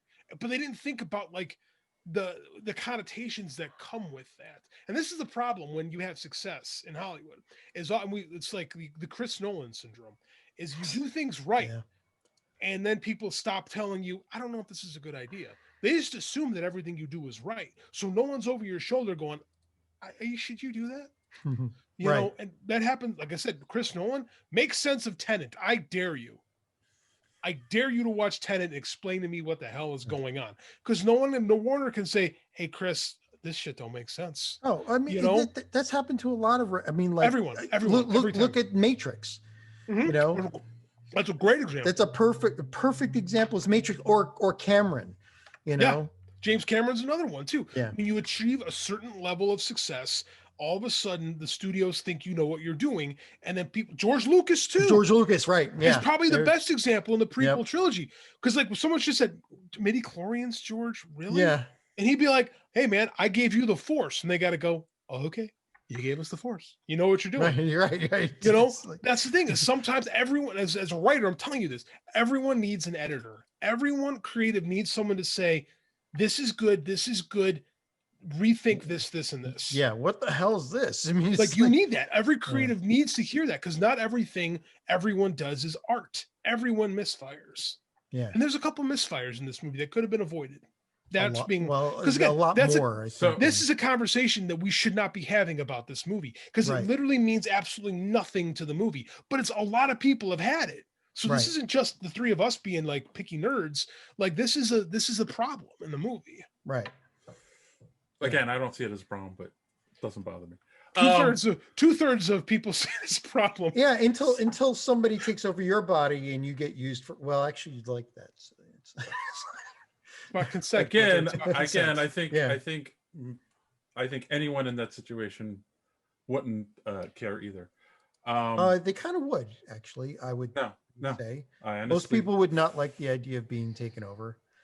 Well, I'm saying, but you don't know where his soul was at that time. You don't know where his soul was. It could have been in hell. Right. Thank you, Mark Bernard. Not stole that joke. Like it could have been. It could have been anywhere. It could have. And that's the thing is like. Again, in Quantum Leap, they at least tell you they're in the waiting room. Well, he was in the waiting room. I mean, but tell me he's in the waiting room. That's why they took a place in the 80s because there was a Quantum Leap reference. Now we got one 80s song. One 80s song. The end. I'm going to say this.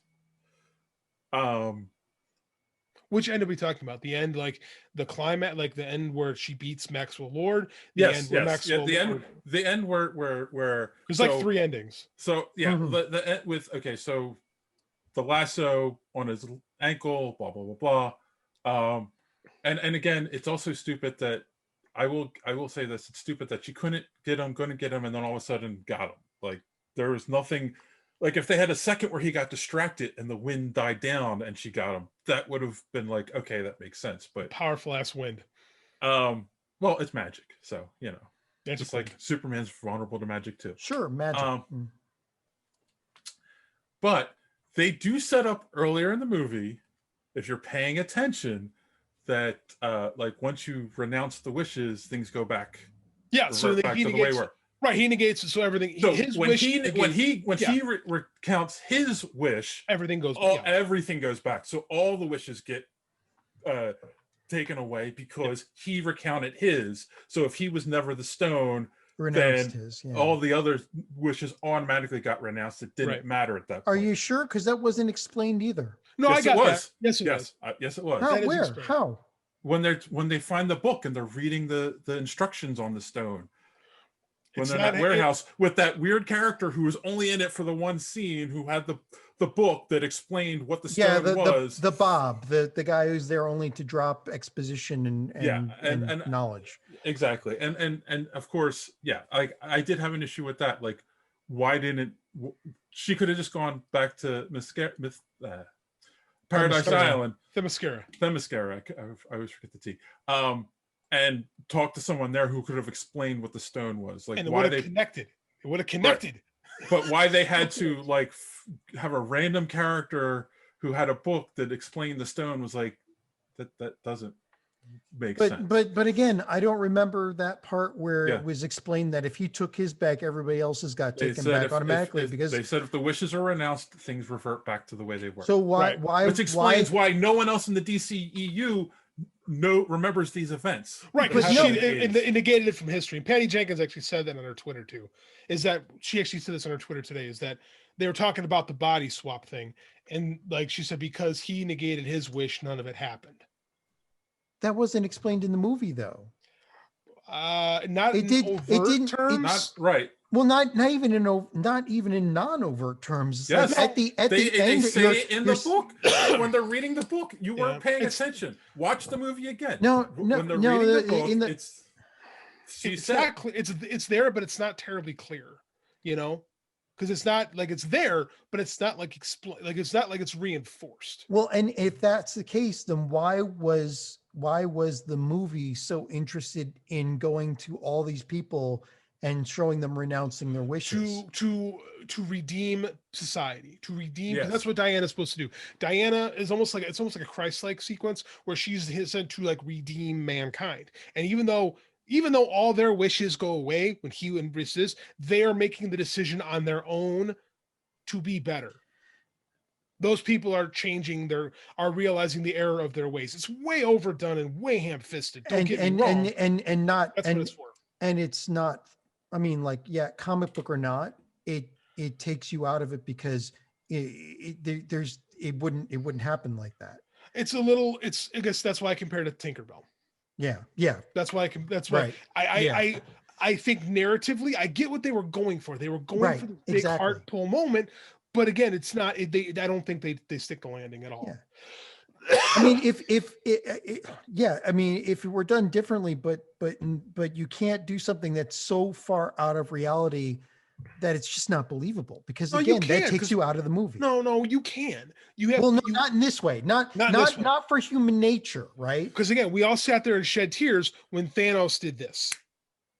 Right. And Right. No, everyone no, died. yeah, but there's a 'Cause difference. that's There's just a as difference. unrealistic. But no. There's a difference between Thanos snapping his fingers, with the power and all that, and trying to show how humans would react in a certain situation. If you're showing humans not reacting as humans in a human situation, your people aren't going to be able to connect to that, because that it just there's no there's not they're not acting properly. No, I right? agree.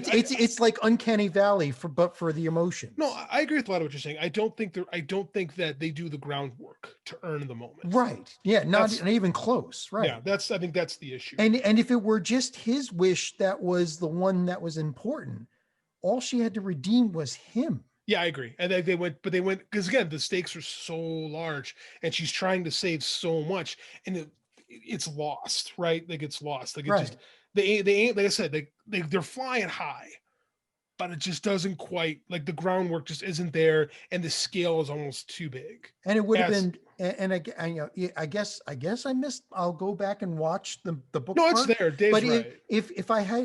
if even if other people missed it like I did, at the end, if they concentrated on her trying to redeem him, it would have been overtly, It would Which it would I have made feel more like- sense. and I feel like those pieces were all there, but JD's right. They tried to go too big with it, and it lost something because of that. Right. Something gets lost in translation. It's the Jeff Johns-isms, man. I'm telling you. Oh boy. This is I'm seriously, this is a Jeff Johns comic book. For Yeah. better or for worse, it watches and reads the exact same.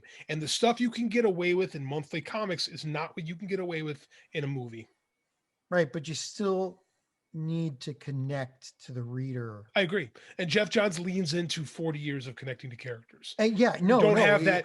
You don't have that in well, films. it's because he connects to the character and Exactly. he's able to use that. Exactly. Right? He plays off that, like when Barry and Wally hug each other, right? We have 30 years of comics to fall back on Right. to feel that. You don't get that in a movie, right? You get 2 hours. If you're Marvel and you've got 20 movies, then it works because you have so much built up underneath you. But it's very rare for film to do that. That's why it's stuff like that really doesn't quite work. But you can, but it only takes one movie to make you connect to a character. I know. And they're not doing, like you said, they're not doing the work. Right. To like.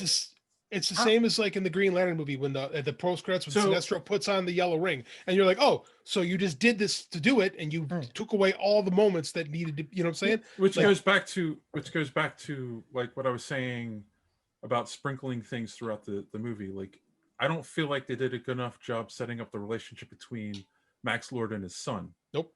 Which, like, if they had done that, like, and the idea that he was doing all of this so his son would be proud of him because of his relationship with his father, but they didn't give that to you in the beginning, so nope.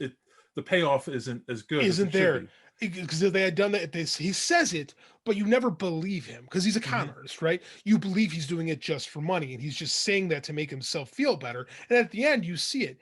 If they reverse that and you had Maxwell Lord talking about that earlier, now all of his actions make a little bit more sense. You see, there is a sincerity to him because there's nothing sincere about the character until the very end of the movie. And by then it's almost like, well, it's almost too little too late. Right. You know? So it's again, so this movie has, like I said, this movie was one draft away from really working for me. I really think that. Like, I think it might have taken more for me, but it's almost because it's almost there. The pieces are almost there. They just need to be connected better. So let's. Was there anything you liked about the movie? Me, I thought the acting was really good. I think the cinematography is great. I think, like I said, I think Chris Pine is the heart of this movie, just like he was the heart of the first movie. Him and Gal Gadot have such tremendous chemistry, and when he disappears into the third act, which is too early for this really to work, the movie suffers without him. Like, the narrative really struggles without his presence. He's that good in it. This, like I said, the cinematography was great. The music's really good for Zimmer. I know John hates Zimmer, but I thought this was one of his better movies. There's a lot that does work. I think that what's her name? Kristen Wiig is criminally underutilized as Cheetah. So much more that could have been done with her, and she's really good at what she's given. Yeah. Although with what she's given, she's great. Yeah, the writing was not great for her character. Again, she was a caricature. Like, she was a caricature. That's 100% true. And like, Diana left her hanging. Hey, I stopped you from getting beat up and attacked. See ya. Yeah, exactly. Like, it's right? such a weird moment. Like, I saved you, but I got to go now. Yeah, you go home that way. I'll go this way. Good. You'll be good the rest of the walk. Okay. Yeah, I'm sure that mugger over there on your way home will not hurt you. I'll say that the only real character moment is when they're having lunch or dinner or whatever it is at the restaurant for Kristen Wiig. It should have been friends the whole time. We should have met them as friends. Right, working together and right. Yeah. No, I agree. So it's too short. Like I said, there's stuff in this movie that works. Like, they're great together. They really, the scenes are good. But yeah, it's like the nuts and bolts holding it together. And is there anything you liked, John? No, he's gonna hate this whole thing. No, I mean,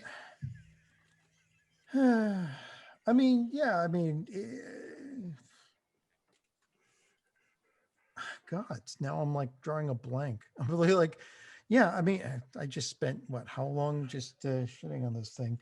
I mean, again, it wasn't the worst movie I've seen, and it was interesting enough to keep my interest. Like, yeah, interesting to keep my interest, Boy, that's really good. I it was a fun movie to watch if you didn't engage your brain, a whole lot. All right. Because again, like at the end, there's no stakes. It wasn't really pulling for Wonder Woman. It wasn't like you were sitting there on the edge of your seat with a big battle happening, or will she or won't she, get the job done or whatever. Yeah, and if they kept Chris Pine, JD, like you said, they kept him to the end where she had to renounce him in order to get to the other guy at the end. If he had been with her the whole way, that again would have made a much better ending. So yeah, I mean, it's a good for a single watch, but I don't feel like I'll ever want to go see it again because there's nothing to make me really care about it that much. My wife loves superheroes, and she said the same thing. She said, I liked it, but I'll never watch it again. Yeah, and just to pull us, like, How to Train Your Dragon is one of my favorite movies of all time. By halfway through the movie, you care so much about the dragon and the main character, and I've watched that over and over again because every once in a while you're like, I need a movie. Oh, I can watch this because you get invested in the characters. Because the writing is good and the humans act like humans, and act the way you think a human would feel. This one, the humans act like the plot demands of it in order to keep going. The characters should drive the plot, not the other way around. So if what do I like about it? It was a good popcorn movie. That's about it. Had some nice explosions. The end fight wasn't great with Cheetah, but Desert Fight was really cool. The desert fight was good. I would have liked to see her at full power fighting, but I kind of like that. I kind of like that she was depowered a little bit. Made it a little bit more difficult. I like that. They had to nerf for a bit, but I will say that is also, but that's the DC issue crept into this movie of all their characters. All their characters are technically gods. So no. The DC issue of their films where it was like, I have a bunch of cool scene ideas. Now let's stitch them together 100% into a movie. That's Zack Snyder. And right? I think but I didn't get that from this though. Well, I mean, I don't think it's not a Zack Snyder thing where you're like in Zack Snyder films, you do like the scenes that he had in his head that he strung together. The problem is that you don't really care as much about them as you like them. They're cool scenes, obviously, but there's nothing there's no connective tissue to get you to that point where you care about it. In this, it had good scenes too, but I didn't get the same feeling that Patty had. I wanted to see her in a battle in Baghdad. I wanted to see her in a battle with Cheetah in the dark. It wasn't, those weren't a bunch of payoff things strung together. It was her, complete storyline, which is better than Zach can do. The problem is that she's not like an experienced writer yet, and she didn't quite get there, and she didn't have, like JD mentioned, she didn't have an editor. They gave her carte blanche because of the first movie, even though she hadn't written that one technically. And it's her and Jeff Johns. So, I mean, this was two people writing this thing, and Jeff Johns is supposed to be the Kevin Feige of this, and like he didn't. Yeah, and it's a doesn't do the job. Story. It is definitely a Jeff Johns story, and I don't have a problem with that. All right, John. So you want to give it a score? 1 out of 10? I'll give it a 6. 6. I don't know, 6 magic lassos. I mean, yeah. I mean, it's good. I'm not saying people shouldn't see it. Go see it. Get some popcorn, sit down. You got a free night. Go see it. It's a cool visual movie, but Like JD again said, the cinematography was good. The scenes were played. It's got actual color, a color palette. But otherwise, I'm not probably not gonna watch it ever again. Probably not gonna remember it even. I bet you'll remember it. I bet you, JD. I know you don't like scoring them, but come on. It's a C. Like on an ABC scale, it's like a C, like a 70%, like a 7 out of 10. That's kind of how I feel about it. Okay. And you, Dave? I'm gonna say, Well, again, it loses points because we forgot the most important end of the whole thing: the wasted Linda Carter cameo. What? It's like that was like the Sinestro and Green Lantern too. Why is it there? No reason. Yeah. Why couldn't they have worked it in? They could have showed her in the armor in that scene, but yeah. And they didn't even do that. No, it was just showed her eyes. Was that like a reshoot? Was that like was that shot after the movie was finished or something? It felt like that. It really did feel like let's just tack this serves no purpose. Right. Yeah. Right. It doesn't add to the story. It doesn't continue on for another movie. I know Mark Bernardin said that she should have gotten the armor. That Diana should have gotten the armor from Linda Carter, and that's how you make that work. So that would have made a way more interesting. Again, the armor was in there to say they had the armor. Hey, Alex Ross got a paycheck for it. Good for him. Yeah. Okay. So I'm going to give it an 8.5 out of 10. We're not that far off on our ratings. I thought we'd be more vast on this. Yeah, it's not. I mean, again, there are definite it didn't need to take place in the 80s. It's all MacGuffins, and I understand why people have an issue with that, but it's all Deus Ex Machinas. It's the same term for the same thing. No, different term for the same thing. They're different. Oh, okay. Well, there's both, so you're not both. wrong. Yeah, there are both. True. And then of course, I guess it wasn't clearly explained about the wish being renouncing and all that, but again, I liked it. It connected with me on a way that I don't think a lot of people understand. So that's the whole thing. I think if you haven't been through it, you don't quite get that. So thankfully, you two haven't been. So but yeah, I think if you're a widow or widower, you'll connect with this movie on some level. So, I get that. All right, so that does it for Wonder Woman 84. Go watch it for yourself if you haven't seen it yet, though. If you've made it this far in the episode, I would assume you've seen it. Everybody's seen it. Let's wrap it up with some recommendations for the people out there. John, you got any recommendations for our audience? My God, I don't have anything. I have just play Minecraft. No. Okay. No, I got nothing. I got nothing this time around.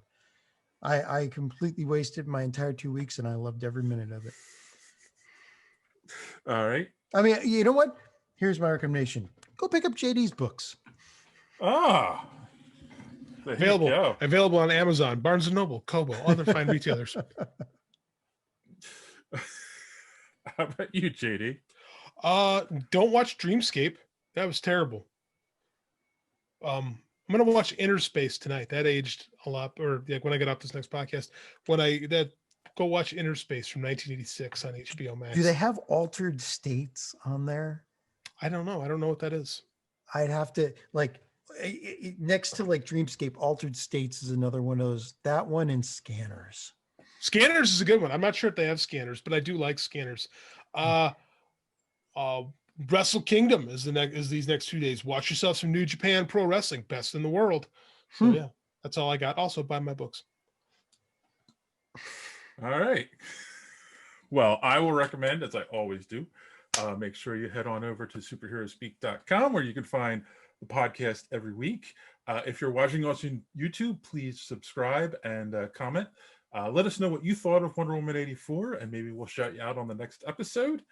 And actually, yeah, the only recommendation I have, I know I may have mentioned this on the show before, but I don't think I have. If you're a musician, if you're a guitarist, and you're looking for a good practice amp, get the Spark 30. I got one for Christmas. I love this thing. It is a great practice amp. It connects to the computer as a music interface, and the software for it's amazing. It can model like any amp you can think of. So yeah, if you're a musician like me and you play guitar, the Spark 30, definitely check it out. All right. On that note, boys, girls, as always, Captain America says, thanks for listening, and don't let your cape get caught in the door. Have a good week.